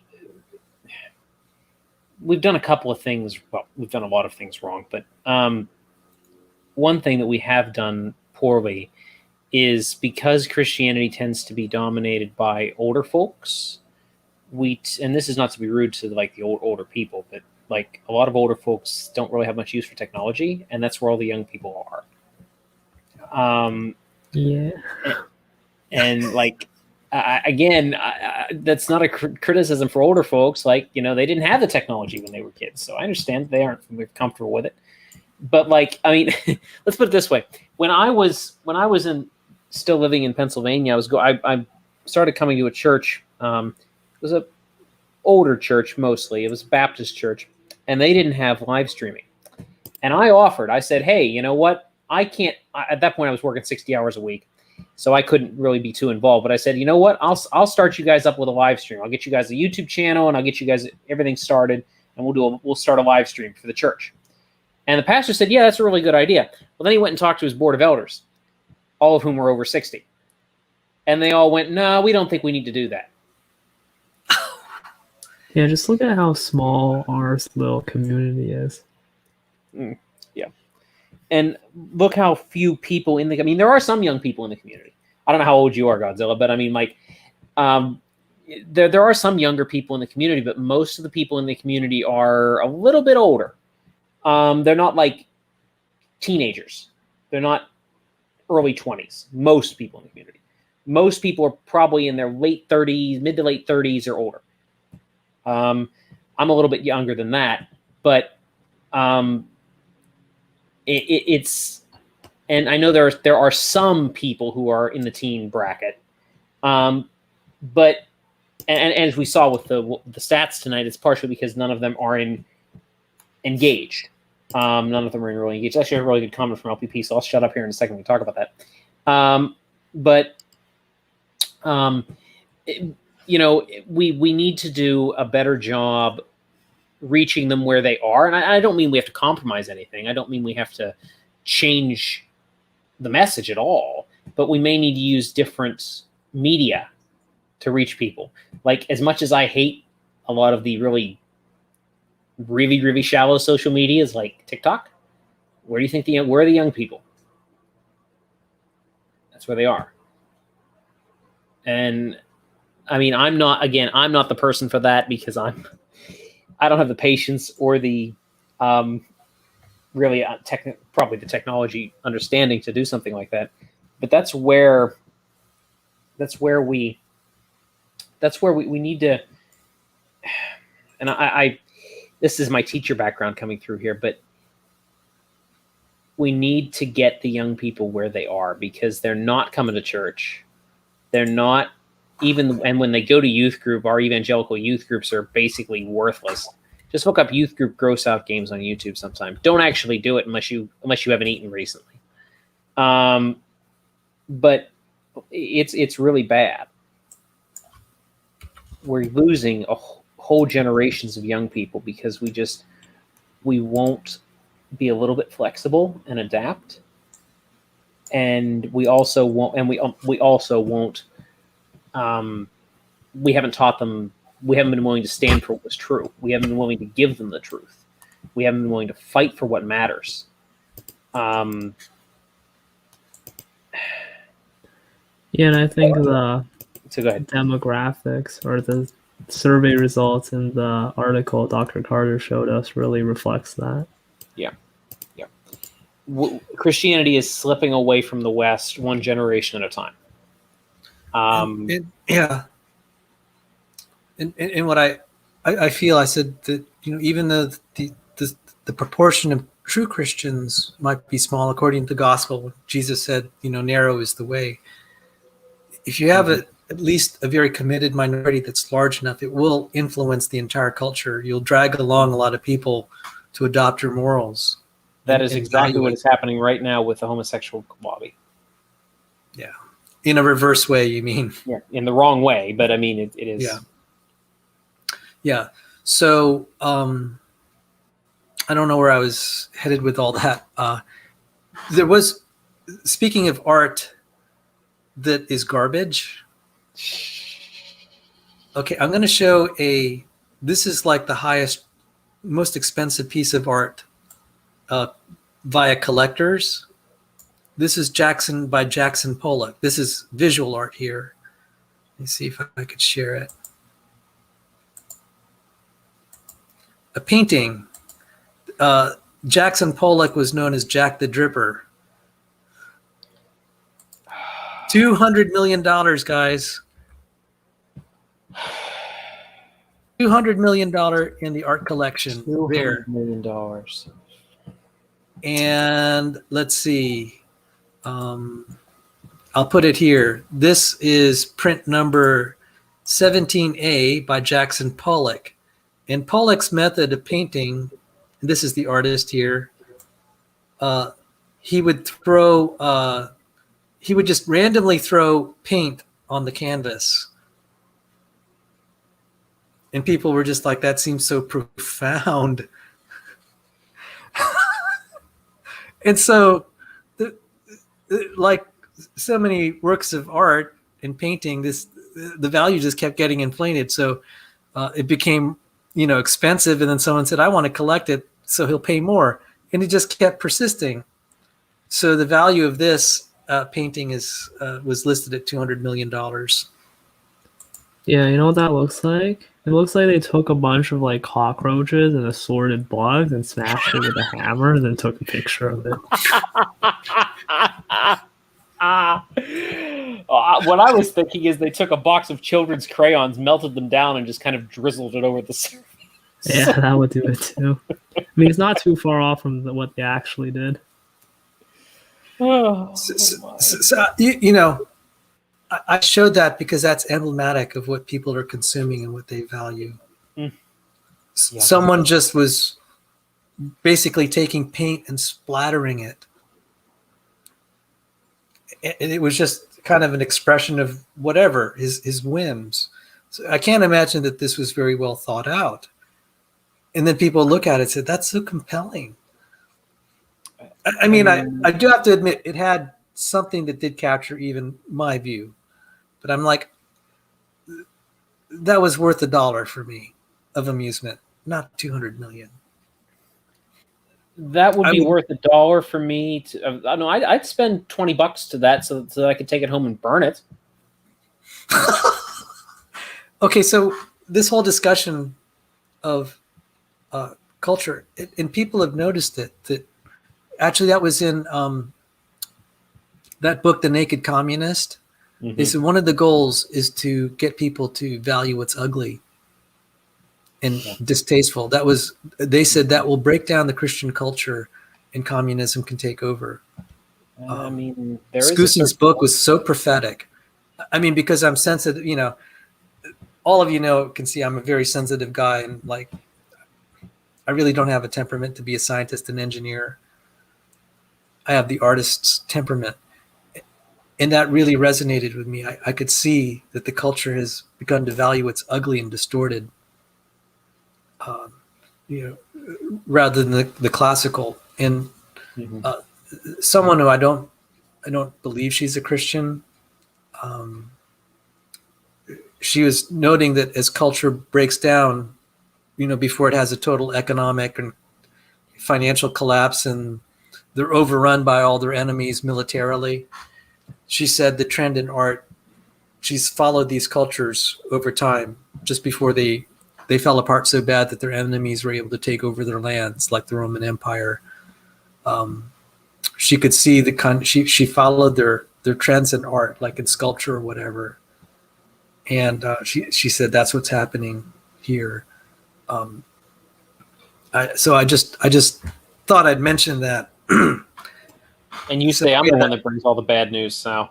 Huh? Yeah, I'm not sure why, but it seems to be like a conservative trend to sort of ignore the cultural and artistic sides of things. When really, we shouldn't be doing that. Mm-hmm. Right? That's very important still. Yeah. No, I'd agree. I mean, like, for me, as someone who is kind of more analytically minded, I really just don't care, because, like, I don't care about art in general. Like, people get all wound up about, whatever old pieces of art that were actually looked nice. I'm like, oh, okay, yeah, that looks nice, but I wouldn't pay money for it. But I get that that's just me being a kind of more of an analytical person. I get that some people like that stuff, but like what happens in the arts influences the culture. And so what we are seeing in the culture has been prepared by the groundwork for which has been prepared by the arts for years. The fact that we have people who can't go more than 2 or 3 words without profanities, where do you think they got that? They got it from the arts. Right? They got it from the films and the movies. The fact that people, the fact that we have certain segments of society that glorify gang culture. Where did that come from? It came from the music they were listening to. Where did the revolutionary anti-authority stuff that happened in the 60s and 70s come from? It came from the music. Right? The things that the ideas that are put out by the arts have an impact on the culture. And then the culture then, at a glacial pace, it's speeding up now, but at a glacial pace, then influences the political decisions. If you can move the culture more than using the arts, you can eventually move the politics, which is the ultimate goal of Marxism, is to move the politics. And this is why the strategy of being socially liberal but fiscally conservative doesn't really work. No, it's a failed endeavor. It can't work because social liberalism is what drives fiscal. Social belief is what drives fiscal belief. Yeah, exactly. Okay, so if you saw me just frantically searching, and this was like how many predictions was this? This was like in the 1950s. Mm-hmm. That Skousen wrote his book, The Naked Communist. His list of 45 goals has become legendary, and it was to the point of being officially read and recorded in the 1963 congressional hearing. So I'll read item number 23. Control art critics and directors of art museum. Our plan is to promote ugliness, repulsiveness, meaningless art.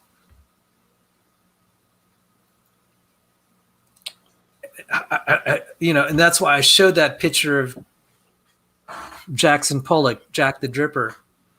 That's exactly what's happened to a T. Yep. Now, do I think there's some conspiracy theory? I think there's a spirit of the age that is doing this. Mm-hmm. I don't think human minds could have done this on their own without some demonic help. That's just my feeling. Speaking of which, I would argue with that. I'm sorry? I said I would struggle to argue with that. Like maybe they can make it on their own, but people wouldn't buy it on their own. Right. Those like numbers. Individuals could produce this garbage on their own. They would just be absolutely less. It would not have sold 20 years ago. It wouldn't have sold 20 or 30 or 40 years before that point. There has to be some kind of outside influence. So anyway, Sal, you were going somewhere. Go ahead. Maybe I'll just read this for the benefit of people, because you can. Okay, I shared.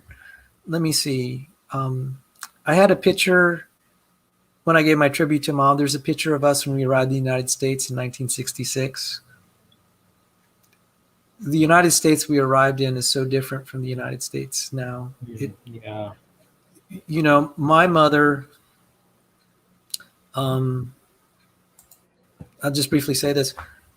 My mother and father were under Japanese occupation in World War II. And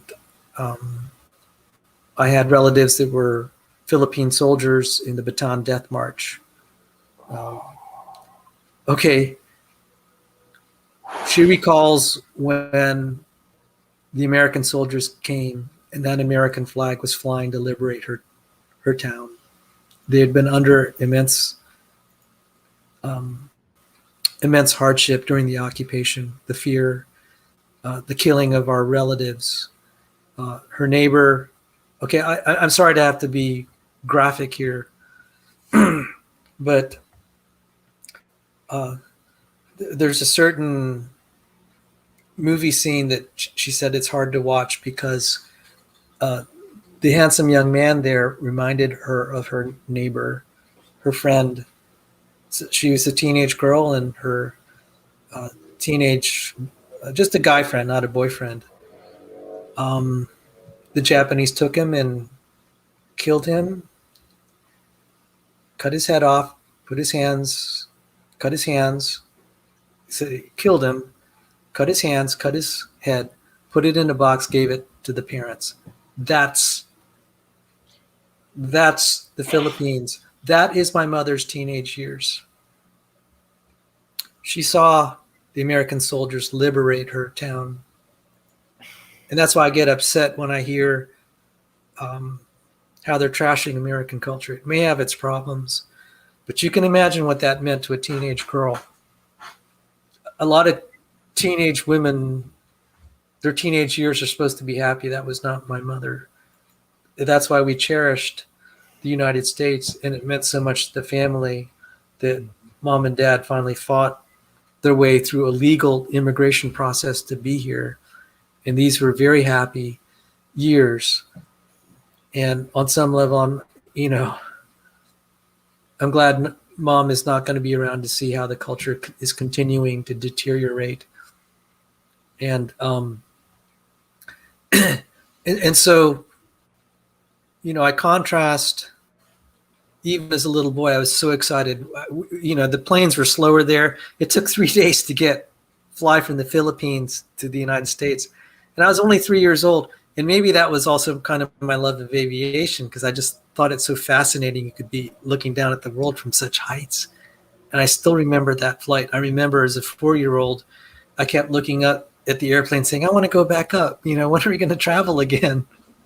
So I'm going to contrast that United States that I grew up in, and then the plans that the communists were making, and I'll share it here.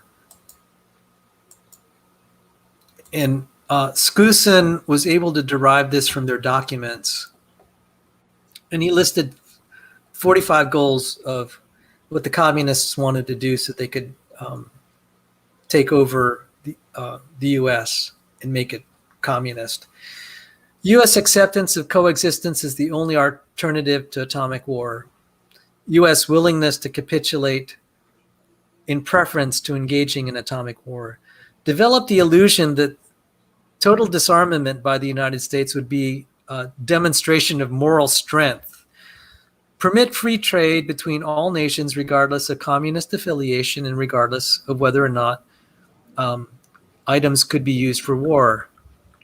Extension of long-term loans to Russia and Soviet satellites. Provide American aid to all nations regardless of communist domination. Grant recognition of Red China. Admission of Red China to the UN.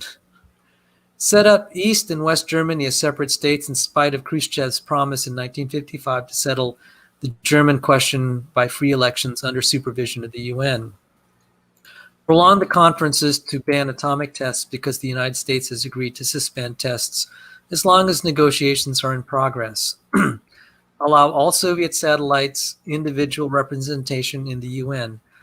Promote the UN as the only hope for mankind.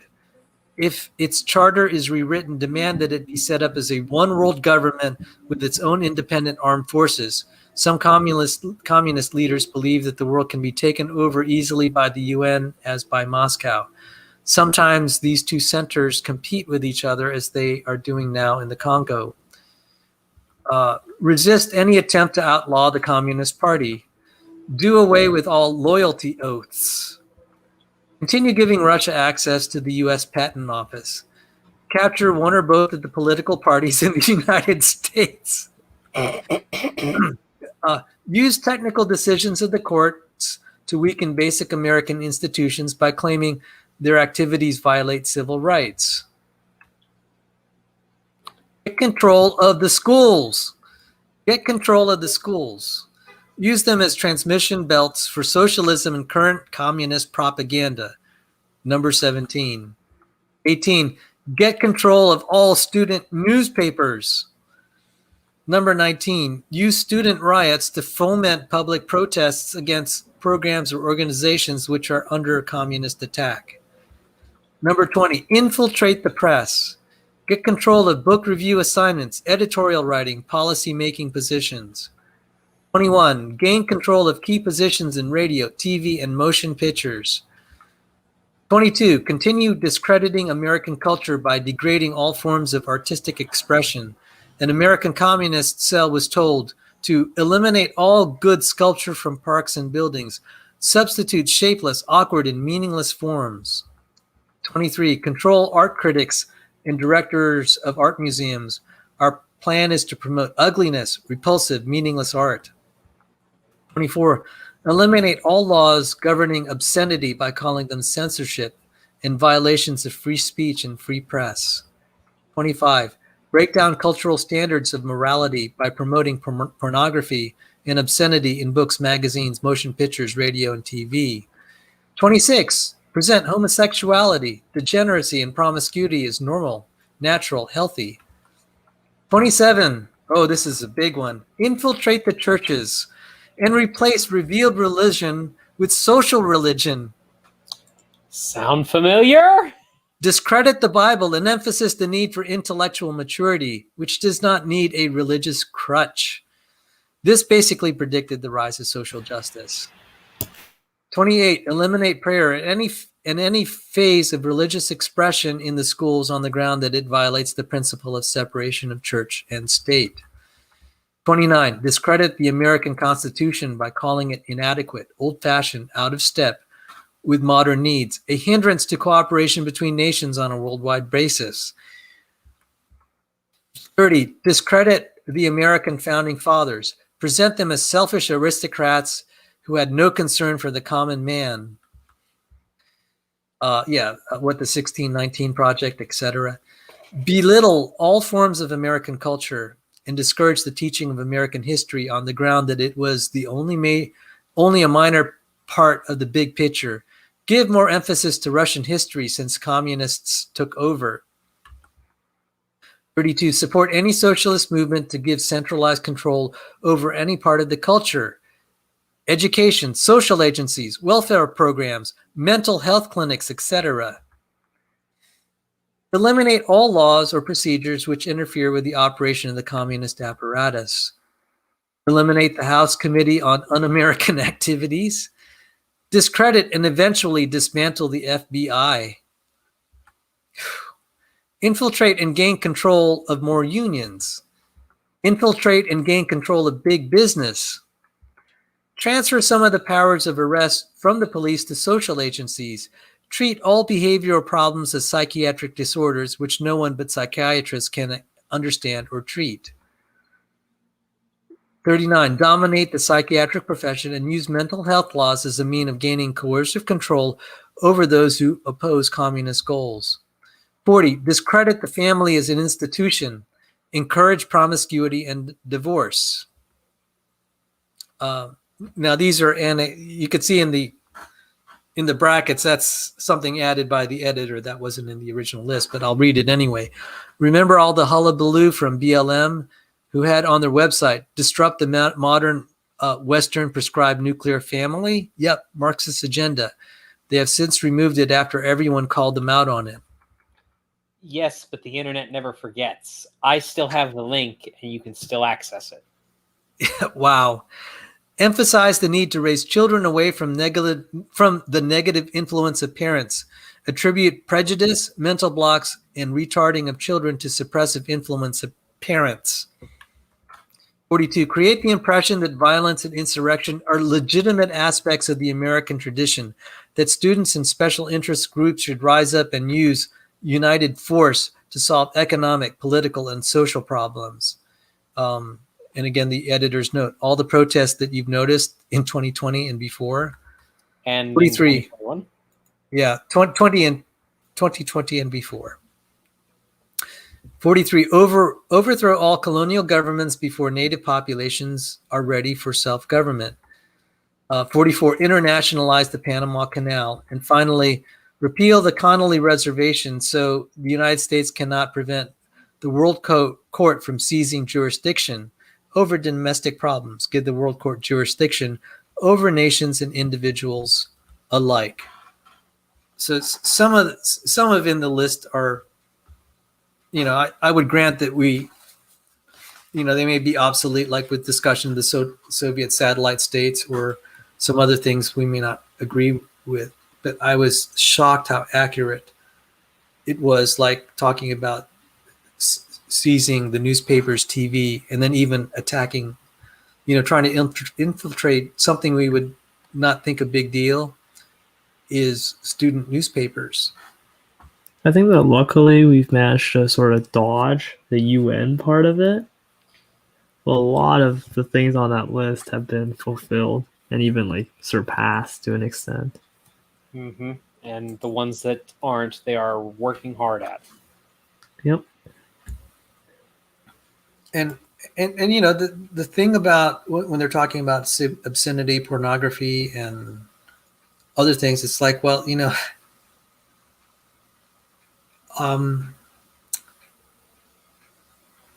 it's hard to legislate.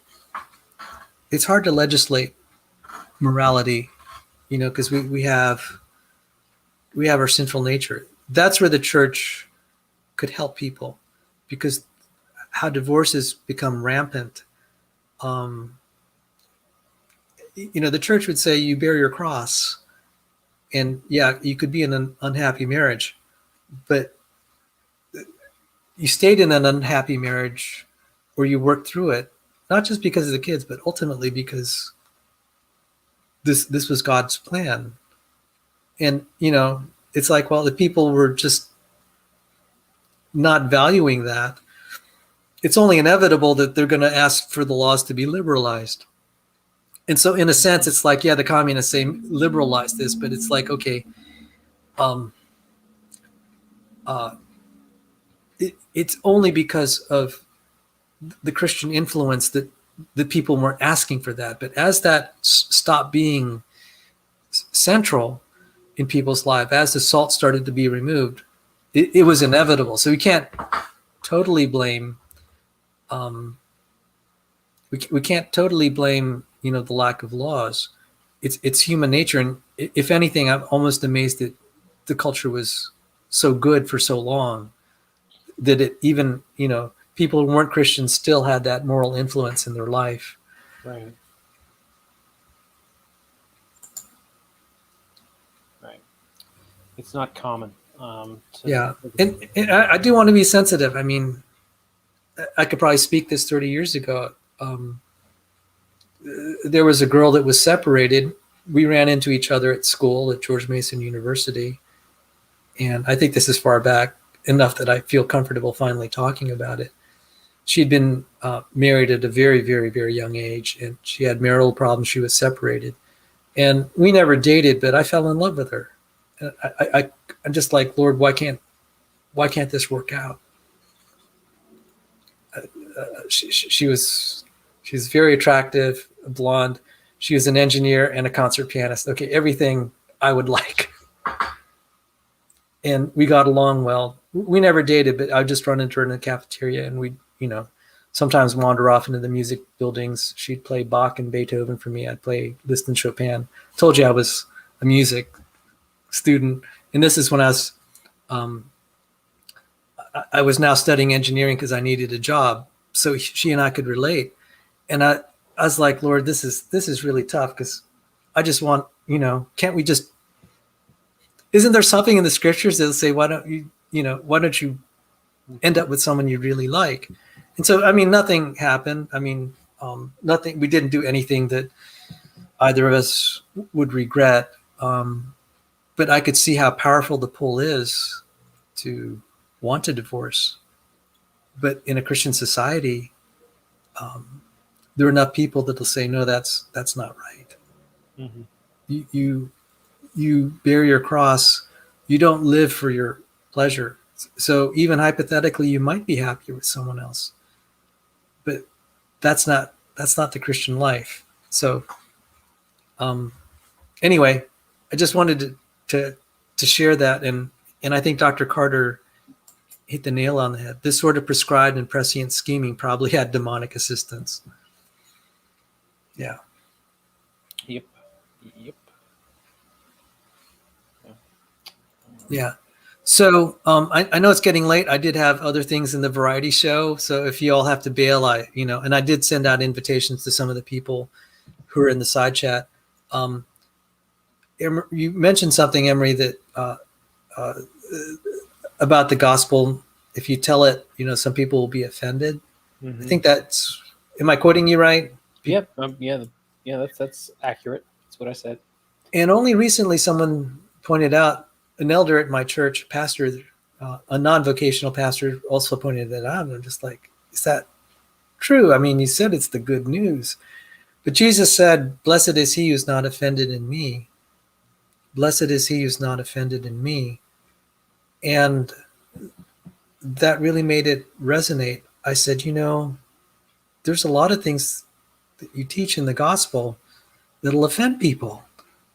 And I began to realize that there's, in the move to get more baptisms, because that's their metric of success for some of these. What organization does that? That's the Southern Baptists that use baptisms as their metric of success. Right. If that's your metric for success, do you start not talking about certain passages of the scripture? Because it might reduce the number of your baptisms. It really might. It very well might. And I began to think, okay, that's why there's certain things that I hadn't been taught in the church that I should have been, because they had a certain agenda.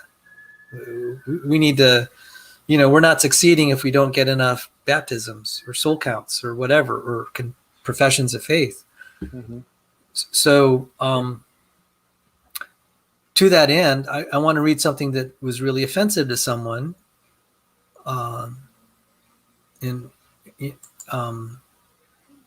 Let me share it. So this is part. Now you'll see what I had in mind for my variety show, but Dr. Carter really got us on a good footing by giving that study. And thank you again, Dr. Carter. So this was on a S.J. Tomlinson's channel, and this gentleman, Brian Stevens, was responding to something I said. He said, I've never seen good apologetics. It seems most arguments for belief boil down to personal experience. I can't argue against someone's personal experience with a God. My only response to this is that a God that would give some personal experiences and not others is an unjust God. So with personal experience being the best reason for belief, I don't have a personal experience, and I don't have a good reason to believe. I don't have a personal experience. I don't have a good reason to believe. If there's a good reason beyond personal experience, I'm open to hearing about it. Now, the part that struck me the most was this part. He said, my only response to this is that a God that would give some personal experiences and not to others. So I'm just going to edit this a little bit. My only response to this is that a God that would give some personal experiences to some and not to others is an unjust God. And this objection is actually more common than I expected, because I was talking both to Matt Dillahunty and then his cohort, Tracy Harris especially. I said, okay, what if you got healed in the name of Jesus? Like that blind beggar in John chapter 9. She said, no, I wouldn't believe. I'd ask, why doesn't God heal everyone else? And everyone thought that was like Salvador got just totally destroyed, because that's such a brilliant response. And, I eventually got banned from, I believe even specifically by her, they had a response blog where I was pointing out that's, it's not as good as the response as you think. Mhm. So if God does something good for you and not for everyone else, according to this gentleman, God's unjust. And just take it for words. They're offended that God Mhm. would do something like that. Right.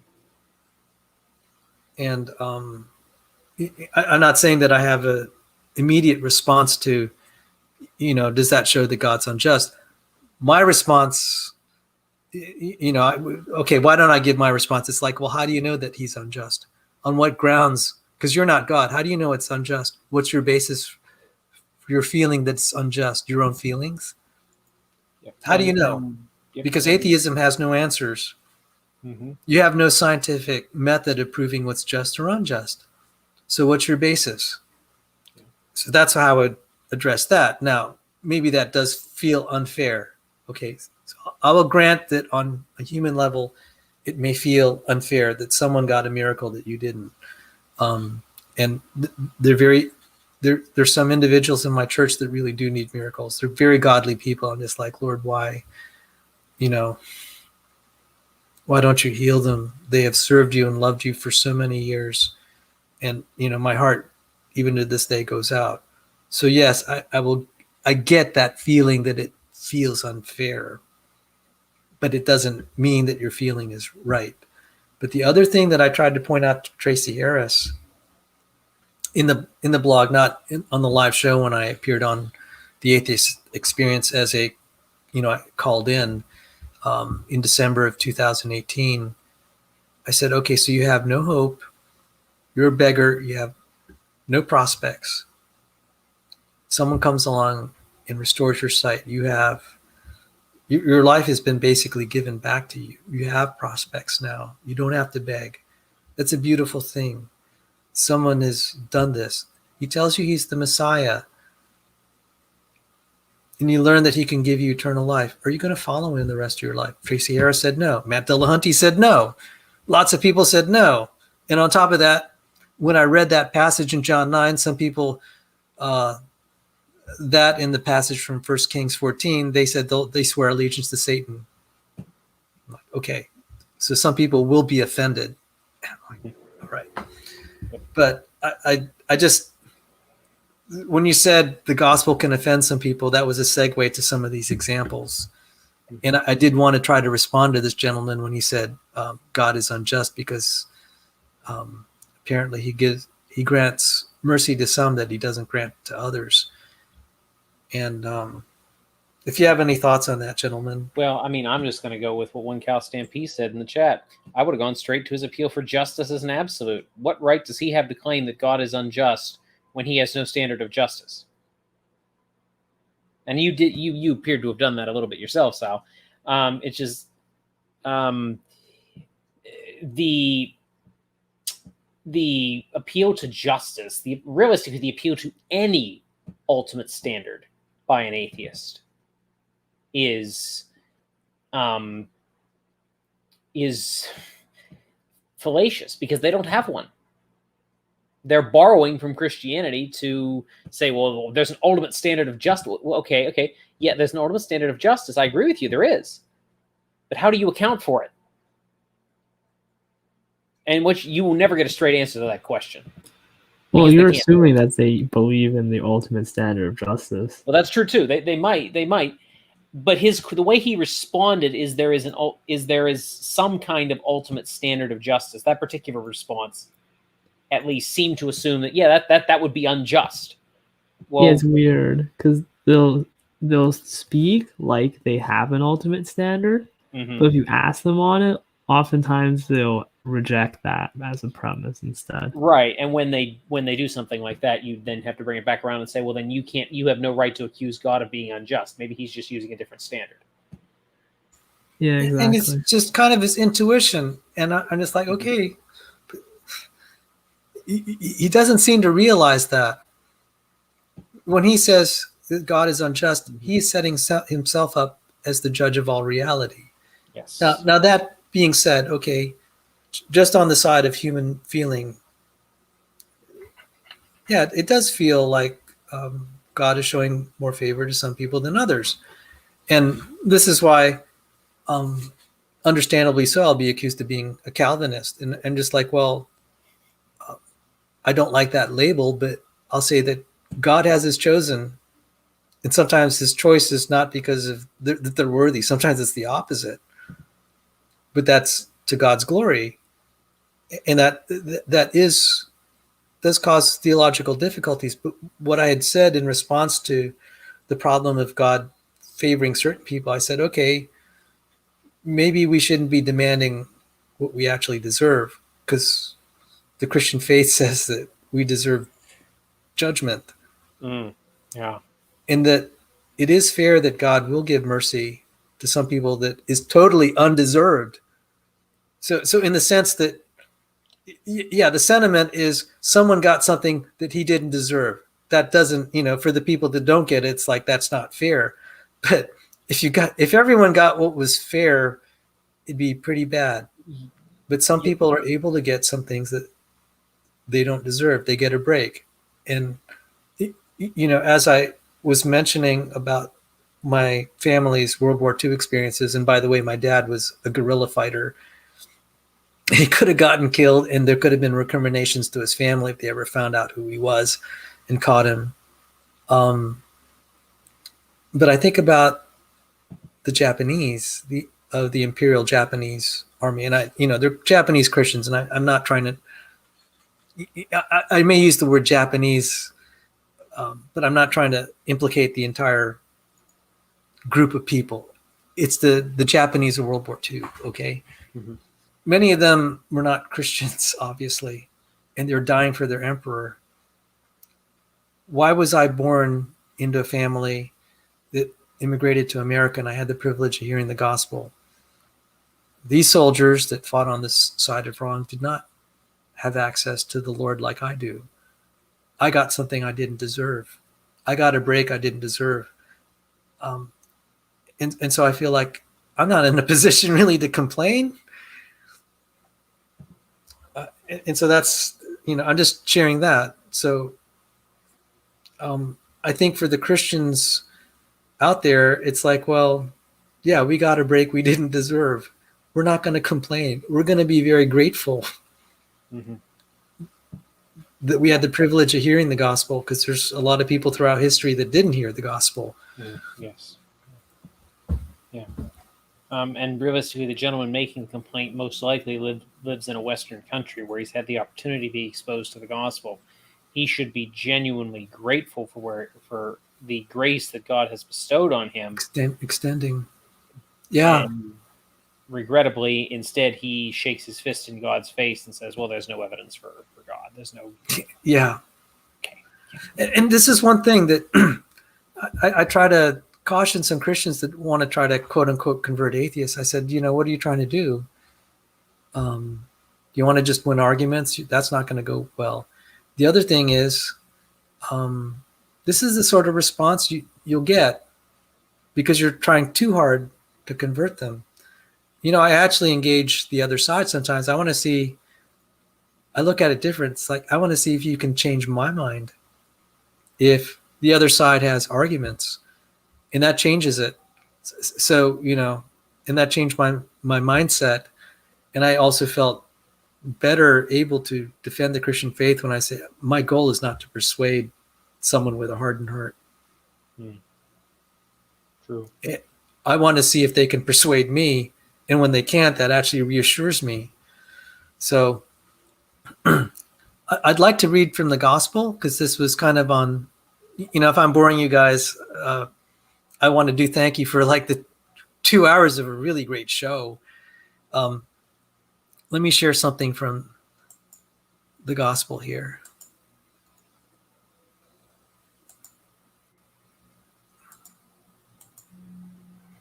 And it does resonate with some of the topics I was talking about. Anyway, then he, that is Jesus, began to denounce the cities where most of his mighty works had been done, because they did not repent. Woe to you, Chorazin! Woe to you, Bethsaida! For if the mighty works done in you had been done in Tyre and Sidon, they would have repented long ago in sackcloth and ashes. But I tell you, it will be more bearable on the day of judgment for Tyre and Sidon than for you. And you, Capernaum, will you be exalted to heaven? You will be brought down to Hades. For if the mighty works done in you had been done in Sodom, it would have remained until this day. But I tell you that it will be more tolerable on the day of judgment for the land of Sodom than for you. At that time, Jesus declared, I thank you, Father, Lord of heaven and earth, that you have hidden these things from the wise and understanding and revealed them to little children. Yes, Father, for such was your gracious will.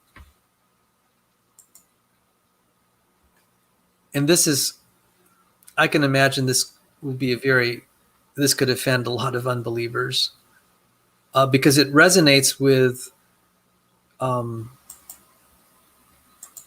it addresses that gentleman's complaint where he was saying, some people got a personal experience and I haven't.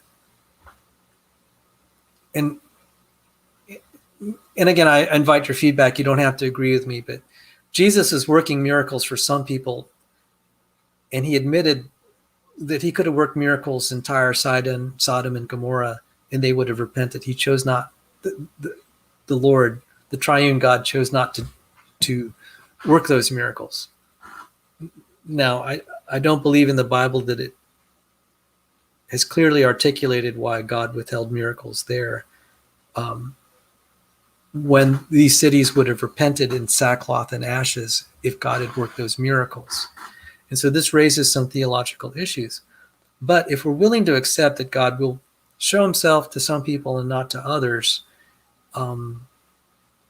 it resolves some theological problems, but raises others. And so Brian is right that yes, some people have gotten some miracles that he hasn't. Namely like the blind beggar, just for starters, okay? Where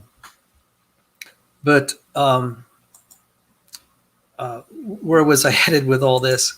This was a challenge by what I call him Mr. Creepy. And Dr. Carter and I actually debated Mr. Creepy by accident. It was Donald Kronos. And I'm sorry, I heard a snicker there.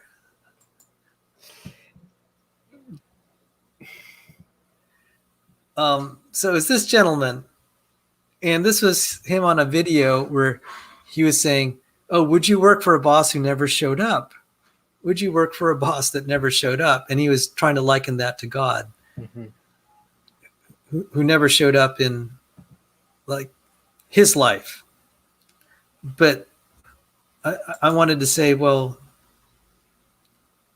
just because he hasn't shown up in your life, Mr. Creepy, doesn't mean he hasn't revealed himself in other people's lives throughout history or even in the present day.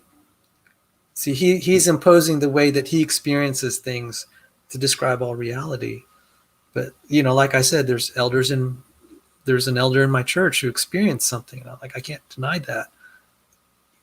Vice President of USA Today, he has little to gain in terms of the, secular culture by being a Christian right now. It would actually be more financially beneficial for him to have adopted woke viewpoints. And no, something happened in his life. And he's also spending a lot of time, while he was president of USA Today, vice president, he was spending a lot of time in the church devoting enormous hours of volunteer work. I said, yeah, something happened in his life. And then we could, the more people, especially from Muslim countries, God did something in their life. I can't tell you, we don't have to get into specifics, but God has done something. And, I've shared, for me, it was my journey. The people prayed for me, and I studied creation evolution. And, I did mention I had seen apparitions, but that doesn't count as much as what the testimony of creation and archaeology and history have done for me. I weigh that far more than my personal experience because it could be subjective.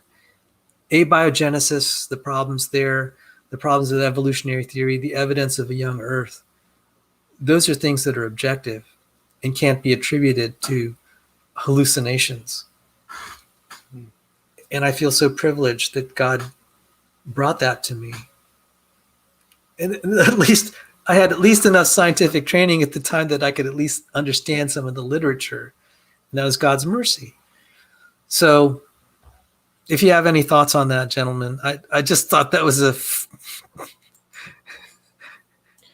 Well, funny picture of him. I'm sorry he's an actor, so maybe he can, take the criticism, but I think he was deliberately trying to look kind of creepy in his YouTube video.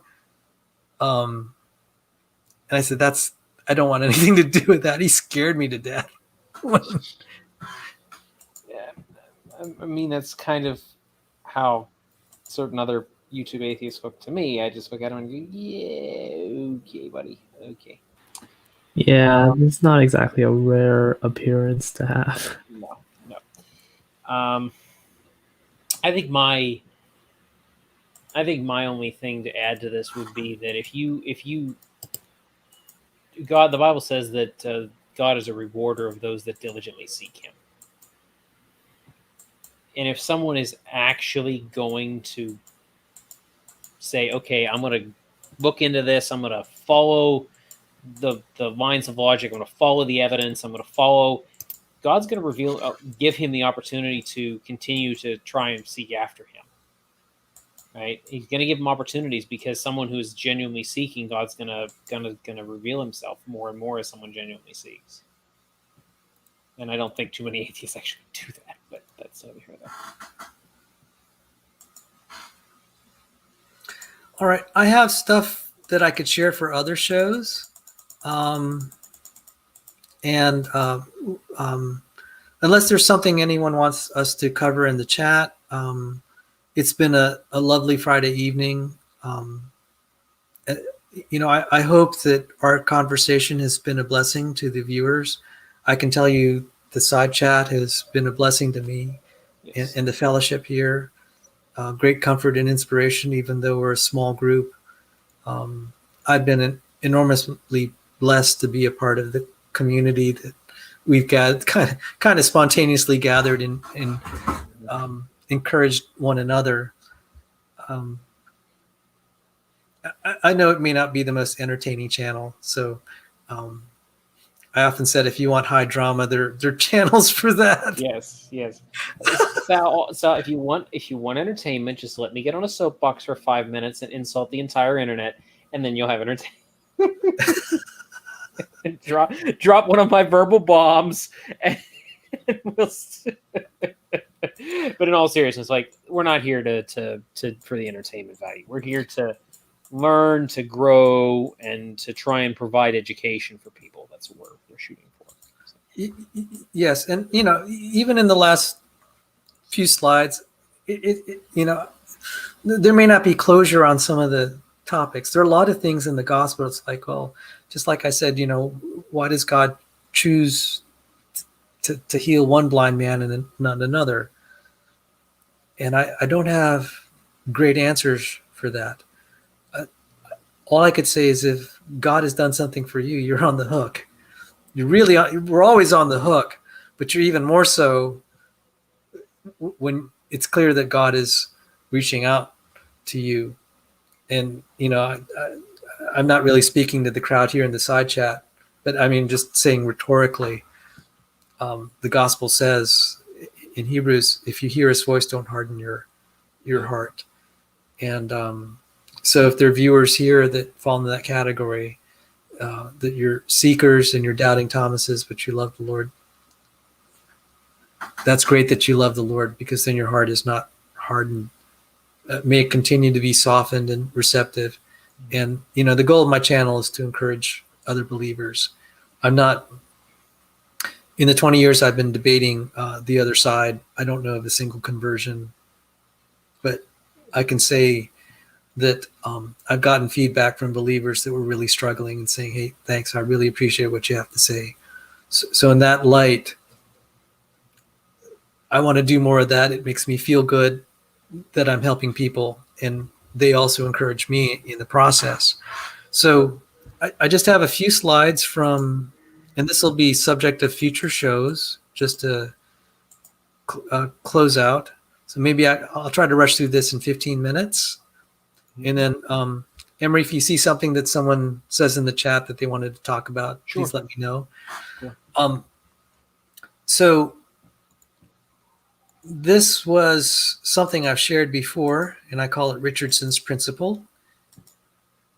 And there's me with a funny looking pose. I'm embarrassed, but that's, I just happened to do a screen capture on this video from John's channel. And the date was March 28th, 2021. And I'm going to highlight something in the side chat. And there it is, Randolph Richardson. No, atheism doesn't provide answers to anything. And so I call this Richardson's principle. I rephrase his original wording a little bit and say there are no answers in atheism. And I thanked him for that. And he said, no, I didn't misrepresent him, or he didn't consider that a quote mine. He said that it's just like, well, that's just logical. Lack of belief in God doesn't give you answers. And so I call that Richardson's principle.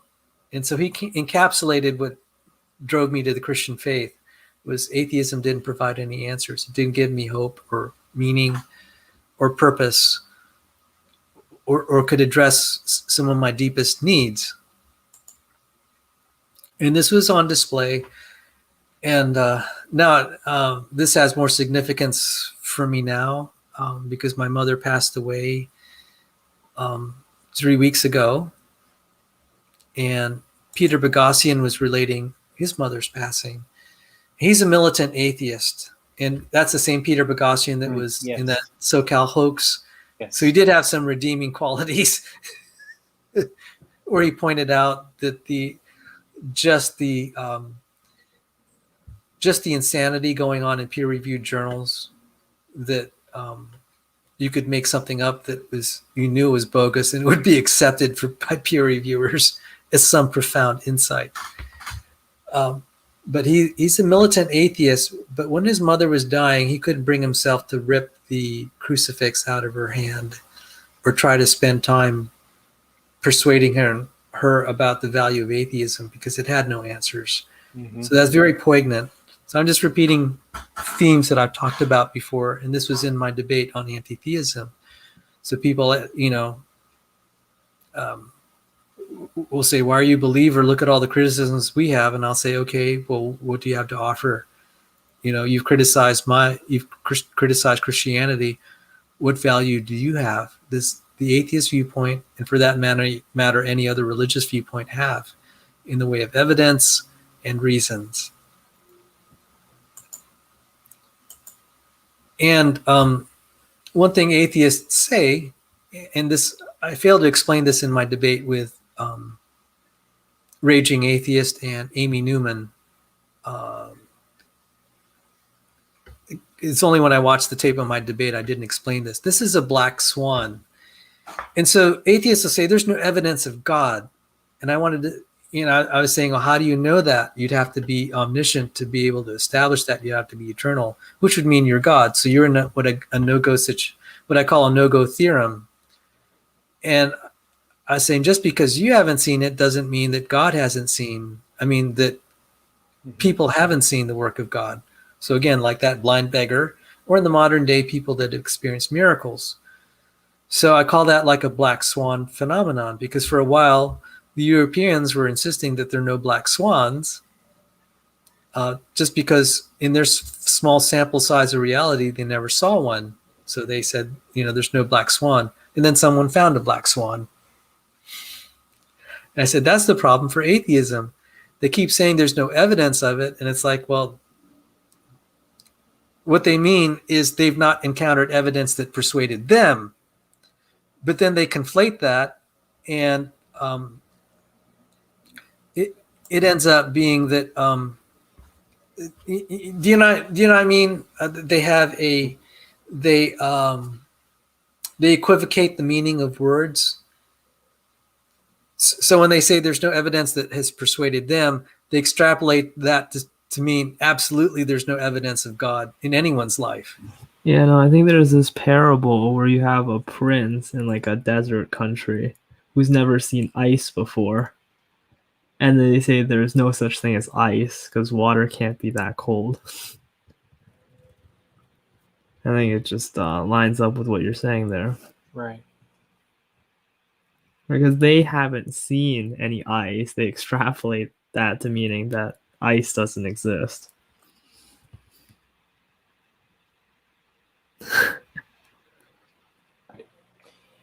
Right. You're extrapolating beyond what the evidence would permit you to do, essentially. Yes, thank you. Good.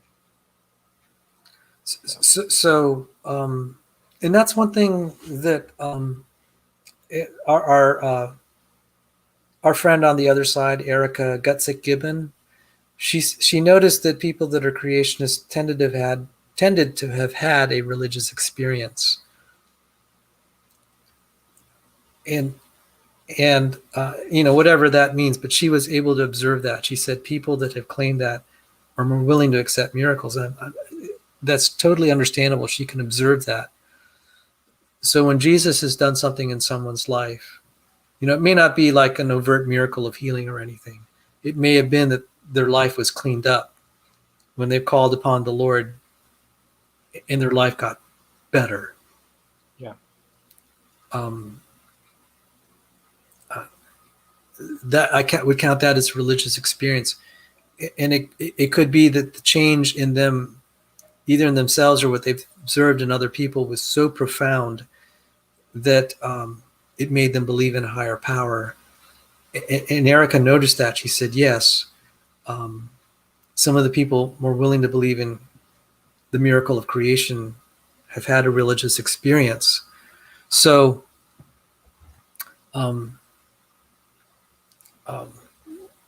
well, I'll just move on with, so I would say that Jesus has to do something in your life. I can't tell you what it is to help you believe. There has to be some power beyond human power that the Holy with the Holy Spirit doing something in someone's life to impress upon their heart that God is real, and to give them a desire to hear Him and love Him. So, and this is one transformation. This was a drug dealer. He was jailed, and it straightened out his life. His Christian faith helped him to become a very successful person on so many levels after he got out of jail. And I said, I don't hear a lot of stories about someone becoming an atheist and it's transforming their life from being a wreck into being something like this. I specifically sought this out because they presented it on the Food Network. My mom watched the Food Network, and I really am not into cooking shows at all. But they're talking about the chef, and they edited out his Christian testimony. They quoted how much cooking had done for his life and transformed it. I said, nah, that can't be the whole story. And I found out the Christian faith. I was just going to say there's no way they would have included that. Yeah. And so I stumbled on that. And then, of course, there's another face that we know. My mother listened to James Tour's testimony, and I'm really sad now that she kept saying, I want to hear that again. So James Tour was relating his testimony when he was a freshman in college, and God did something to his life where he wanted, Jesus was everything in his life.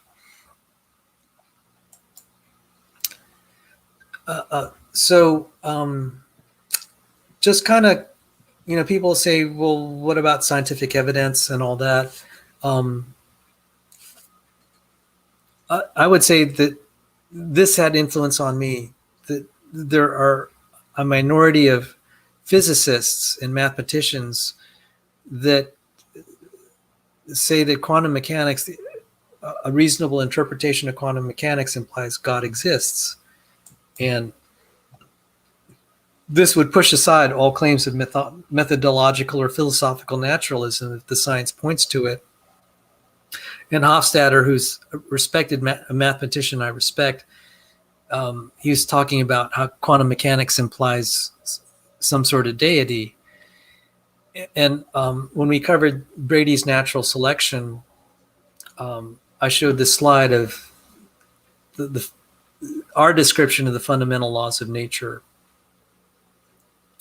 And there's quantum mechanics here, and that leads to the inference that God exists, or at least the possibility that God exists. It's not excluded. You can't exclude it philosophically. So philosophical and methodological naturalism have to be adopted by faith because the science does not absolutely rule it out. In fact, as I pointed out, the quantum mechanics suggest that. So why am I throwing all this out? This is anticipating some debates or other things that I may, I'm scheduled for a debate on May 29th with James Downard, and I'm basically giving my playbook here, and I'm fine with that because this is practice to say what's evidence of intelligent design. So I'm laying it out right here, James Downard.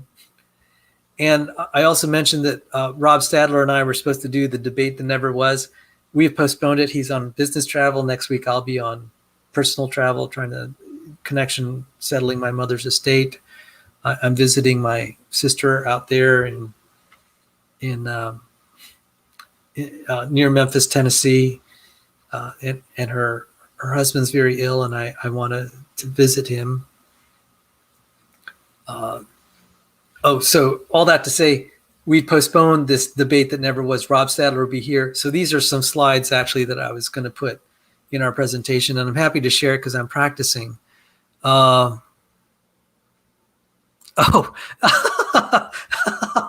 sorry. Sorry to interrupt the train of thought, but this is probably better because I'm just totally boring when I talk about physics. One count, Stampede. Hofstadter's second book was an elaborate argument that he himself doesn't exist. Oh. I didn't even know he wrote a second book. One cow, Stampede, you are very well read. I didn't even know he had a second book. You're like John Maddox, who goes through so many books in 1 year. I'm lucky to get through one. Okay, so now I remember what I used to say. I always save the worst for last.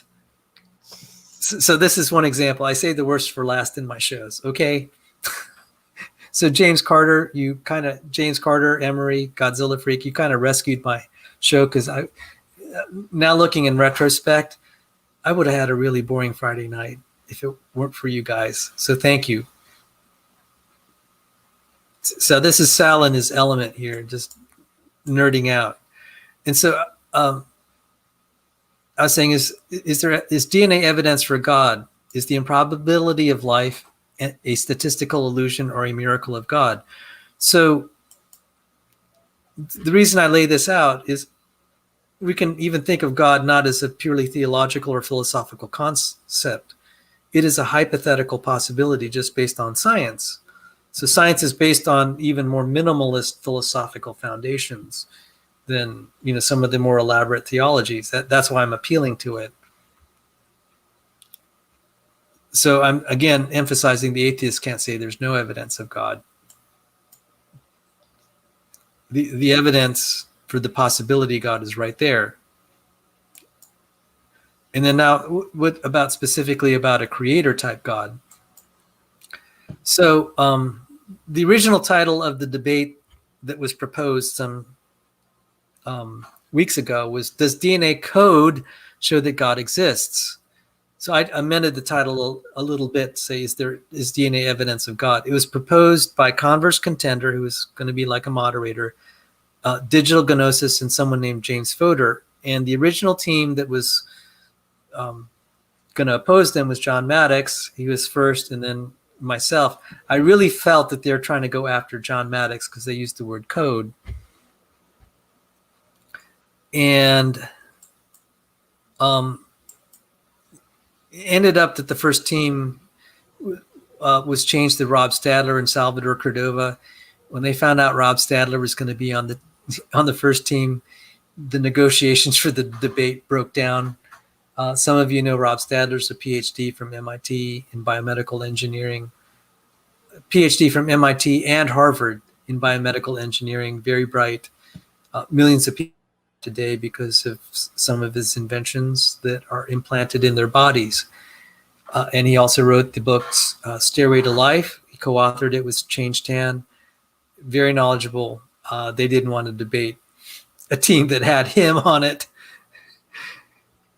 But we're going to do this thing called the debate that never was, where we'll make the presentation of what we might have said. So just, because I feel it's helpful sometimes to repeat.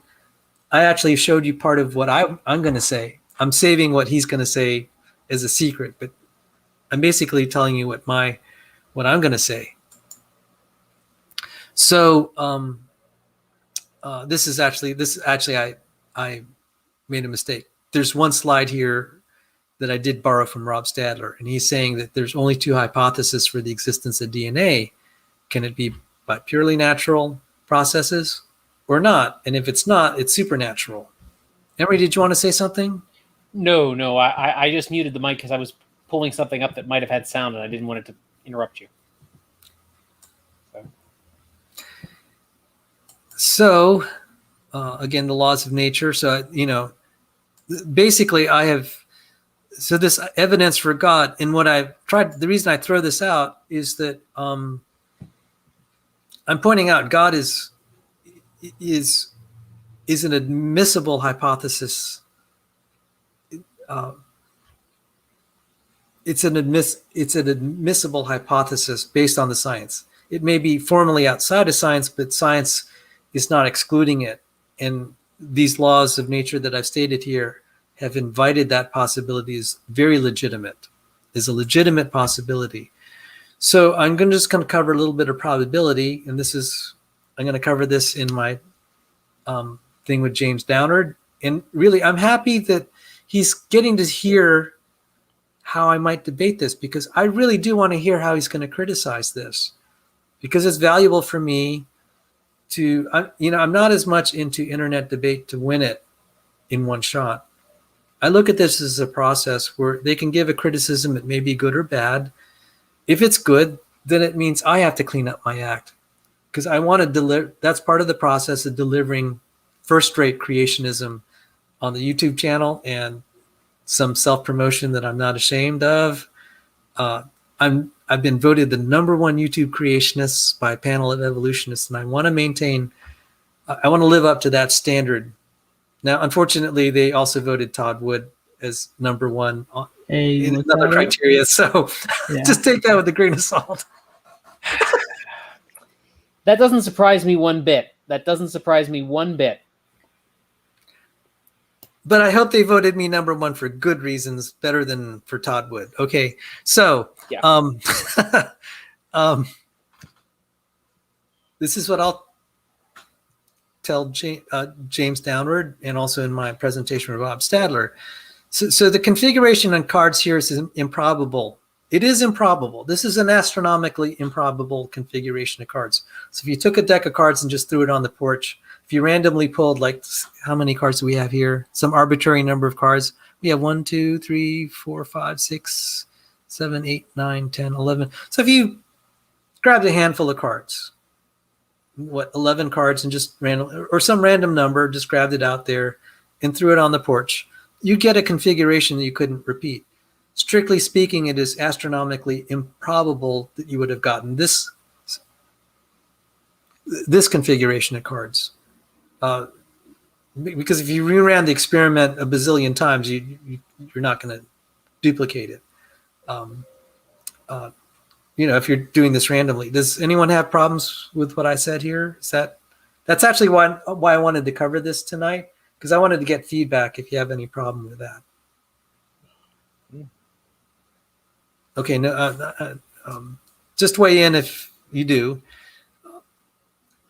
So what the other side will accuse the creationists of is like, well, everything's improbable.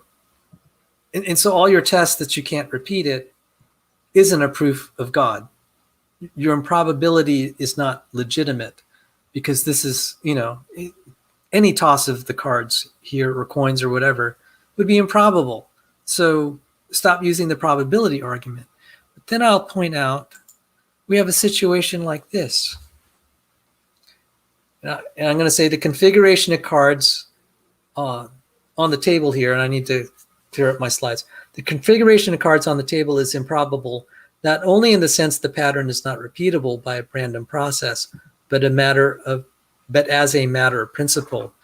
It's astonishing because it violates natural expectation of what would happen from random events, moving cards in random orientations, random speeds, random positions. Recall the proverbial idea of a tornado passing through a junkyard and creating a 747 airplane. For that matter, a tornado passing through an airplane factory would not assemble an airplane. So I'm showing that there's a difference between improbability because you can't repeat it by random processes, and then improbability that's a matter of principle. We would not expect this construction. It would scream design immediately. Wait, do you think that there's a more specific term for that? Like the other one we would say improbable, right? Do you think there's a more specific term for what you're talking about here? Yes. For some phenomenon, and I'll cover that with the coins. So the situation is a random process can make something improbable that's astronomically improbable.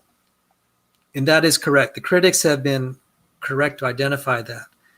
Where they're wrong is that there is improbability as a matter of principle.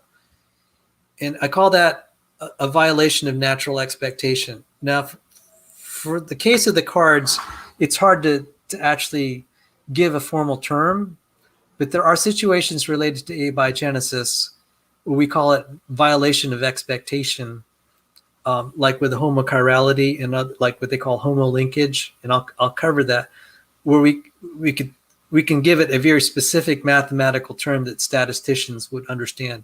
For the case of the card, unfortunately, we don't have the formal term. So to answer your question, not in this case, unfortunately. It'd be nice if some mathematical tradition would emerge to analyze systems like this. But students of physics and engineering and math should recognize that this is such a fragile configuration, it's not expected. So if you took random sets of cards and just threw them on the porch, you're not going to get, this would really astonish you. If someone told you that this just happened randomly, you should naturally be very skeptical. Whereas if, if you had a configuration like this and someone said this happened randomly, you could accept that. But that won't be the case for things like this. And that's the distinction. And that's why I'm trying to work through this, because some of the creationists I've seen them have a hard time defending what improbabilities are. And it relates to Mr. Creepy, okay? And so, yeah, okay, sorry. And I really think he was trying to make himself look scary. Okay, he's an actor.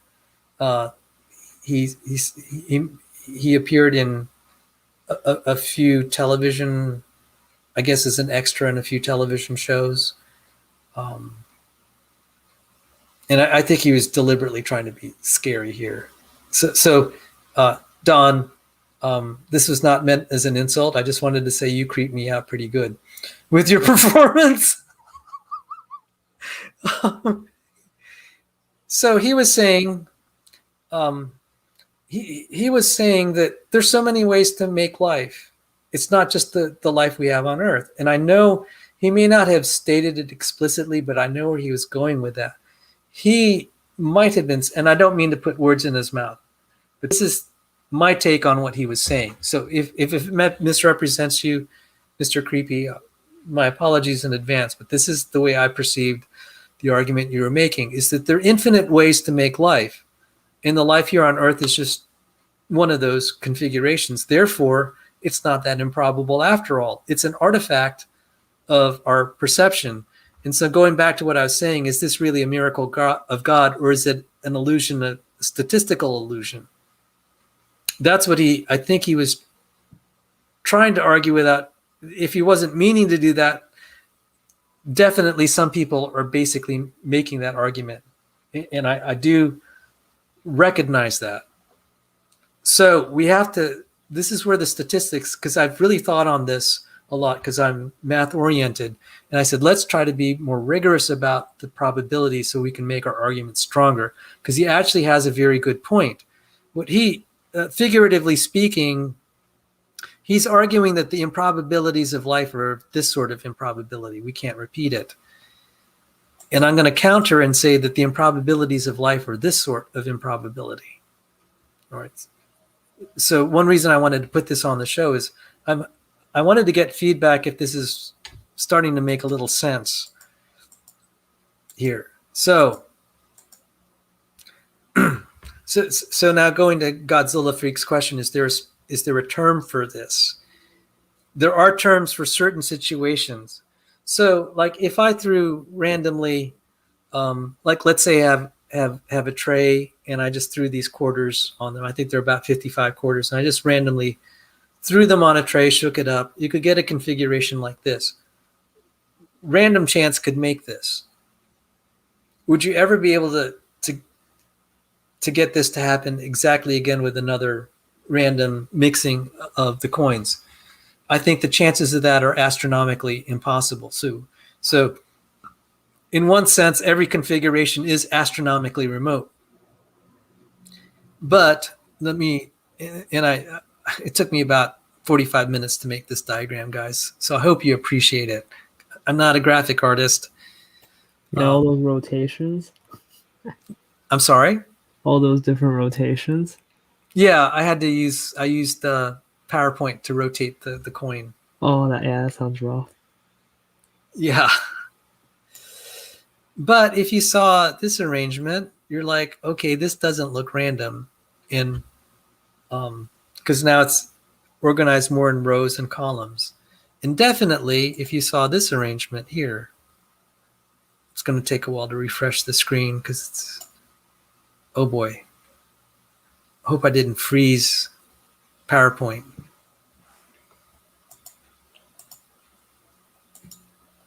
I froze PowerPoint. You can't handle this, guys.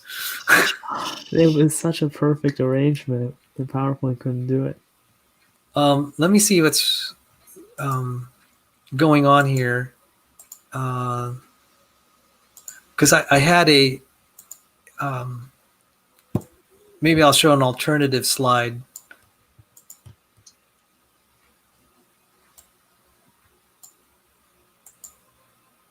So I'm going to show the alternative. I think that instead of trying to get each coin as its own entity, you would like try to make it all in one picture and then put that on. Yeah. So this is my PowerPoint presentation froze. So what I was trying to illustrate is go from here to here. Oh, I just happen to have extra slides, but I could have a situation here. Now, do you see the difference?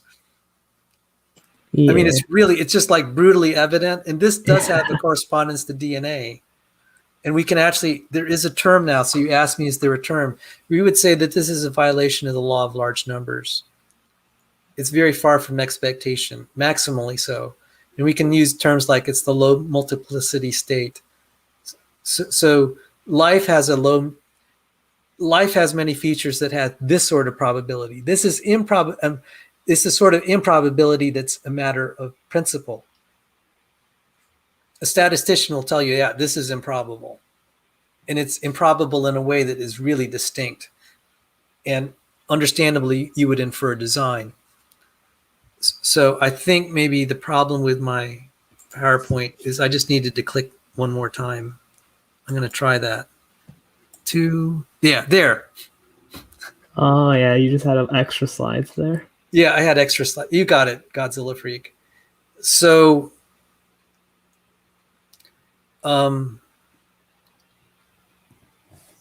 so now my goal in doing this was to negate Mr. Creepy's argument, because that may be a line of I've seen that line of argumentation. We can say these are really improbable as a matter of principle. It would take, actually, we can even frame this in terms of chemistry, like what we call the Gibbs free energy. The Gibbs free energy, like if we're dealing with homochirality, the Gibbs free energy favors what they call spontaneous isomerization. That means we know it specifically takes, figuratively speaking, a lot of energy, a measurable amount of energy to put it kind of in the all head state versus the randomized state.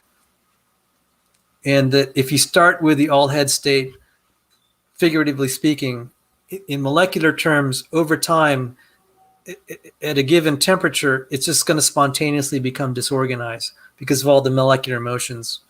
All the collisions of the molecules will spontaneously disorganize it. And to get it fixed, you have to add energy to the system in a coherent way that'll flip it all back.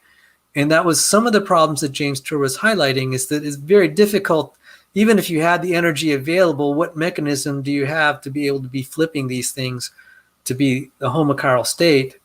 And there are even some way more chemical difficulties than this that I'll get into in my presentation with Rob Stadler.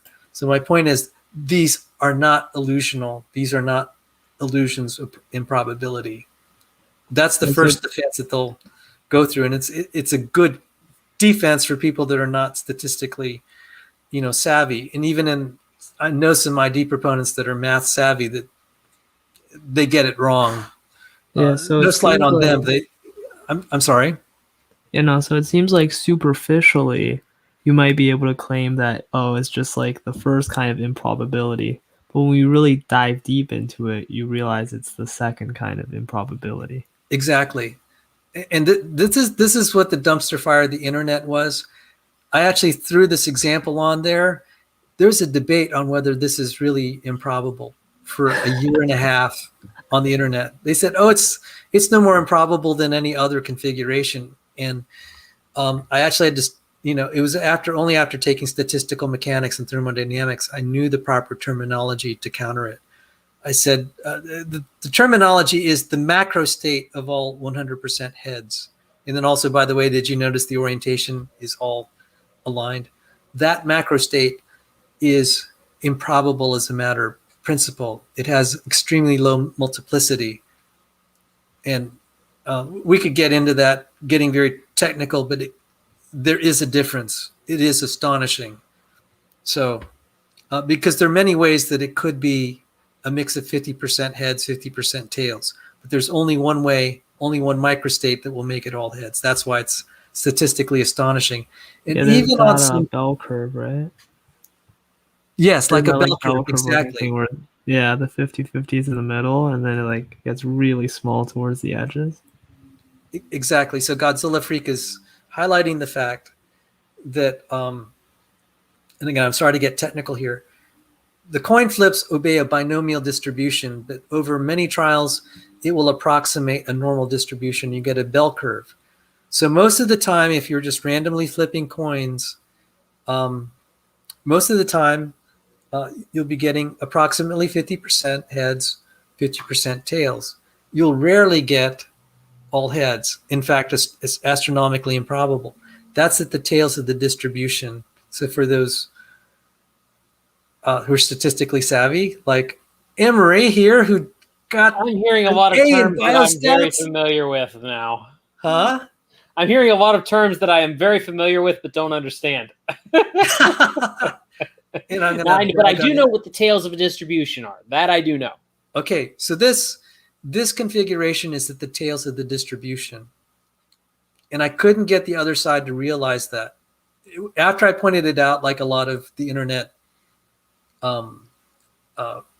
people on the other side, they knew I caught them, but they tried to save face. Oh my goodness. And it was so bad. Some of their fellow atheists said, guys, stop. You're just embarrassing yourselves. Mhm. Sal's right, you know. So life, the configurations of life, just the chemicals are, as far as DNA, not just its chirality, but its other properties. And I'm going to go into that in my talk with Rob Stadler.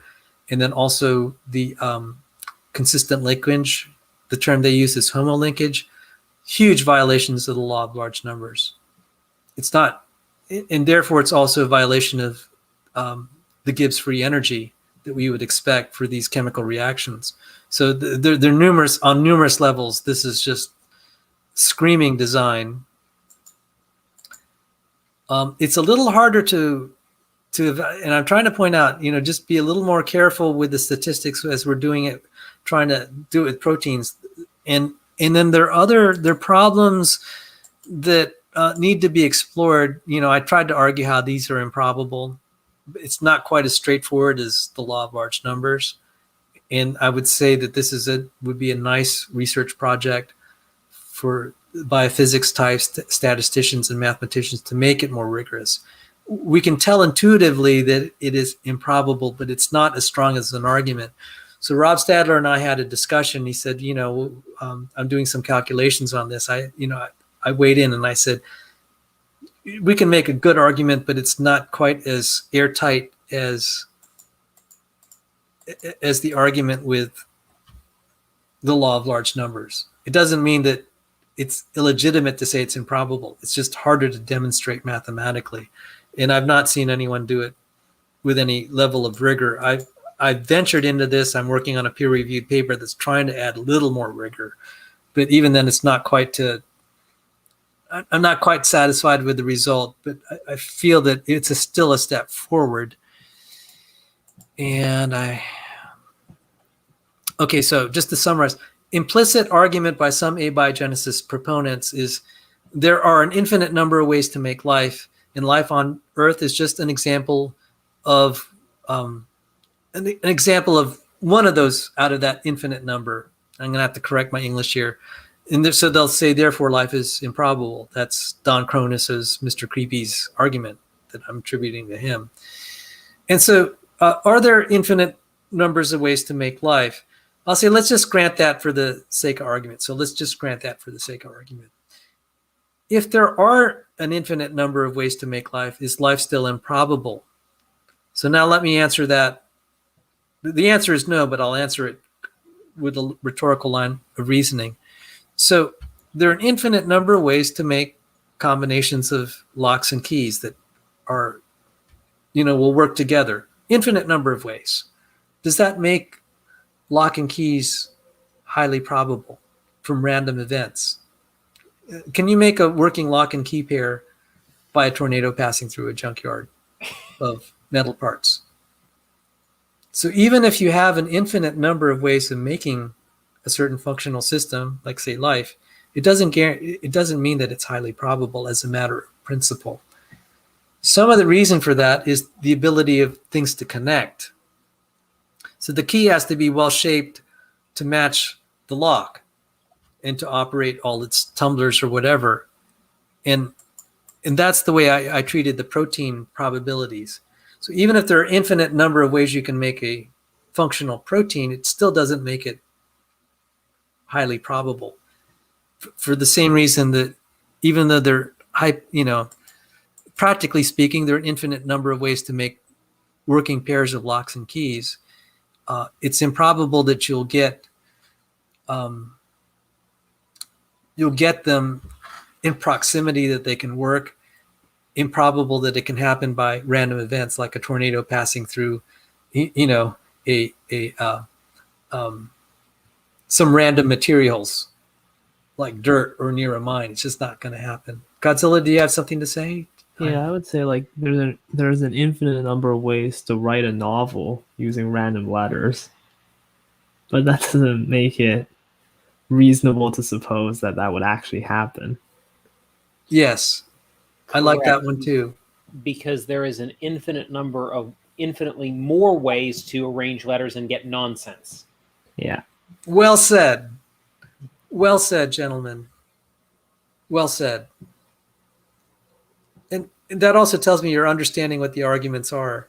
So the one area that I have, so we have these intuitive improbability arguments. They're not yet rigorous. And I'll say, John Maddox really likes the code argument, but I felt that if we use the code argument in life to make it rigorous, we have to do the hardware argument, and that's dealing with the biochemistry, like the Stairway to Life. You can actually show that the way that life implements the code, it's very hard from a chemistry standpoint. That makes it rigorous. So the intuition, John uses an intuitive argument that we can actually now make it rigorous because of people like James Tour, Change Tan, Rob Stadler, Ryan Hayes, James Carter, Sygart. See, the more names keep adding over time. It's exciting. Now, the final frontier, where it's intuitively know it's improbable, but it's hard to actually demonstrate rigorously, is the human artifact argument. So like we know it's hard to make an airplane or a flying device that can navigate, but to actually put numbers to that is hard. So when I, in that grueling 5-part series, I kept mentioning the Arctic Tern and its magnetic compass. Intuitively, we would rightly say this is really unlikely that molecules can assemble to make that magnetic compass. And the magnetic compass is the device that humans make. So that's, the human engineers that work on that will say that that's improbable. It's very hard to demonstrate that rigorously. That would be an outstanding research project that would be something that would fascinate a mathematician. Some people say, well, why would you want to do that? It's like mathematicians like to do that sort of thing. And I think that would be an interesting conceptual puzzle to solve to make it rigorous, even though we can sense it intuitively. If that can be made rigorous, that'll even affirm even more of all these levels of design. So what's the point for the Christian faith? This tells us that I think everyone intuitively feels that we live in a cursed world. Darwin said, the cruel works of nature. What a book the Devil's Chaplain would write on all the wasteful, blundering, clumsy, cruel features of nature. We live in a cursed world, but it's also intelligently designed. That accords with Christian doctrine. And because the observations accord with Christian doctrine, it tells me that the Bible is divinely inspired. It describes things amazingly well. And the intelligent design component is something that the Bible has implicitly predicted, that God's invisible attributes, his divine nature, is revealed in the things that have been made. The technology in the cell shows a mind that far exceeds all of our technology. Quantum mechanics predicts, that interpretation of quantum mechanics predicts that there's an all-powerful mind, all-knowing, omniscient. That is a straightforward derivation. That's not a philosophical assumption or theological faith. That is a legitimate inference from the laws of nature itself, that there's an infinite, omniscient, eternal mind. And I'd argue DNA is evidence that mind has expressed itself in the physical universe. And therefore DNA is evidence and reasons to believe in God. So that was where my show actually was going. And I saved the worst for last. Yeah, I've never heard of that expression before, but I'm going to try using it sometime. When we put the best stuff at the start, we're going to say we saved the worst for last. Well, Dr. Sanford said you always start off, if you're making an argument, you start off with your best. Don't save the best for last. He said the implication is if you put the best at the start of your argument, you're saving the worst for last. Yeah, I guess so. So Emery, did you see anything in the side chat or Godzilla Freak that they wanted to talk about? Otherwise, we'll shut down the stream. Yeah, they were going off on something completely different than what you were talking about. So they had their own little conversations. So okay. Well, I had more, but since we filled out already we filled out over 3 hours at this point. I'll save it for next time. And I guess that's a good problem to have, that there's more things we can talk about that hopefully will be of interest to us collectively. So, Emery, you can give some closing comments, and then Godzilla Freak, since you're not with us very often, I'll give you the last word. I mean, first of all, thank you everybody who stuck with us for 3 hours. Thank you, Dr. Carter, for giving us an awesome article to talk about for the first hour or so. It really was very helpful. Thank you, Sal, for having me. Appreciate it. And yeah, I think we got accomplished a lot tonight in 3 hours. I think we accomplished an awful lot. So it's been a good stream. I really don't have anything further to add. So thanks for coming out, everybody. Yeah, I'll also thank you for setting up this stream. It was a fun way to spend the night. And thanks to everyone who joined us watching along as well. And with that, that's the last word. God bless you and take care, everyone. Have a good evening.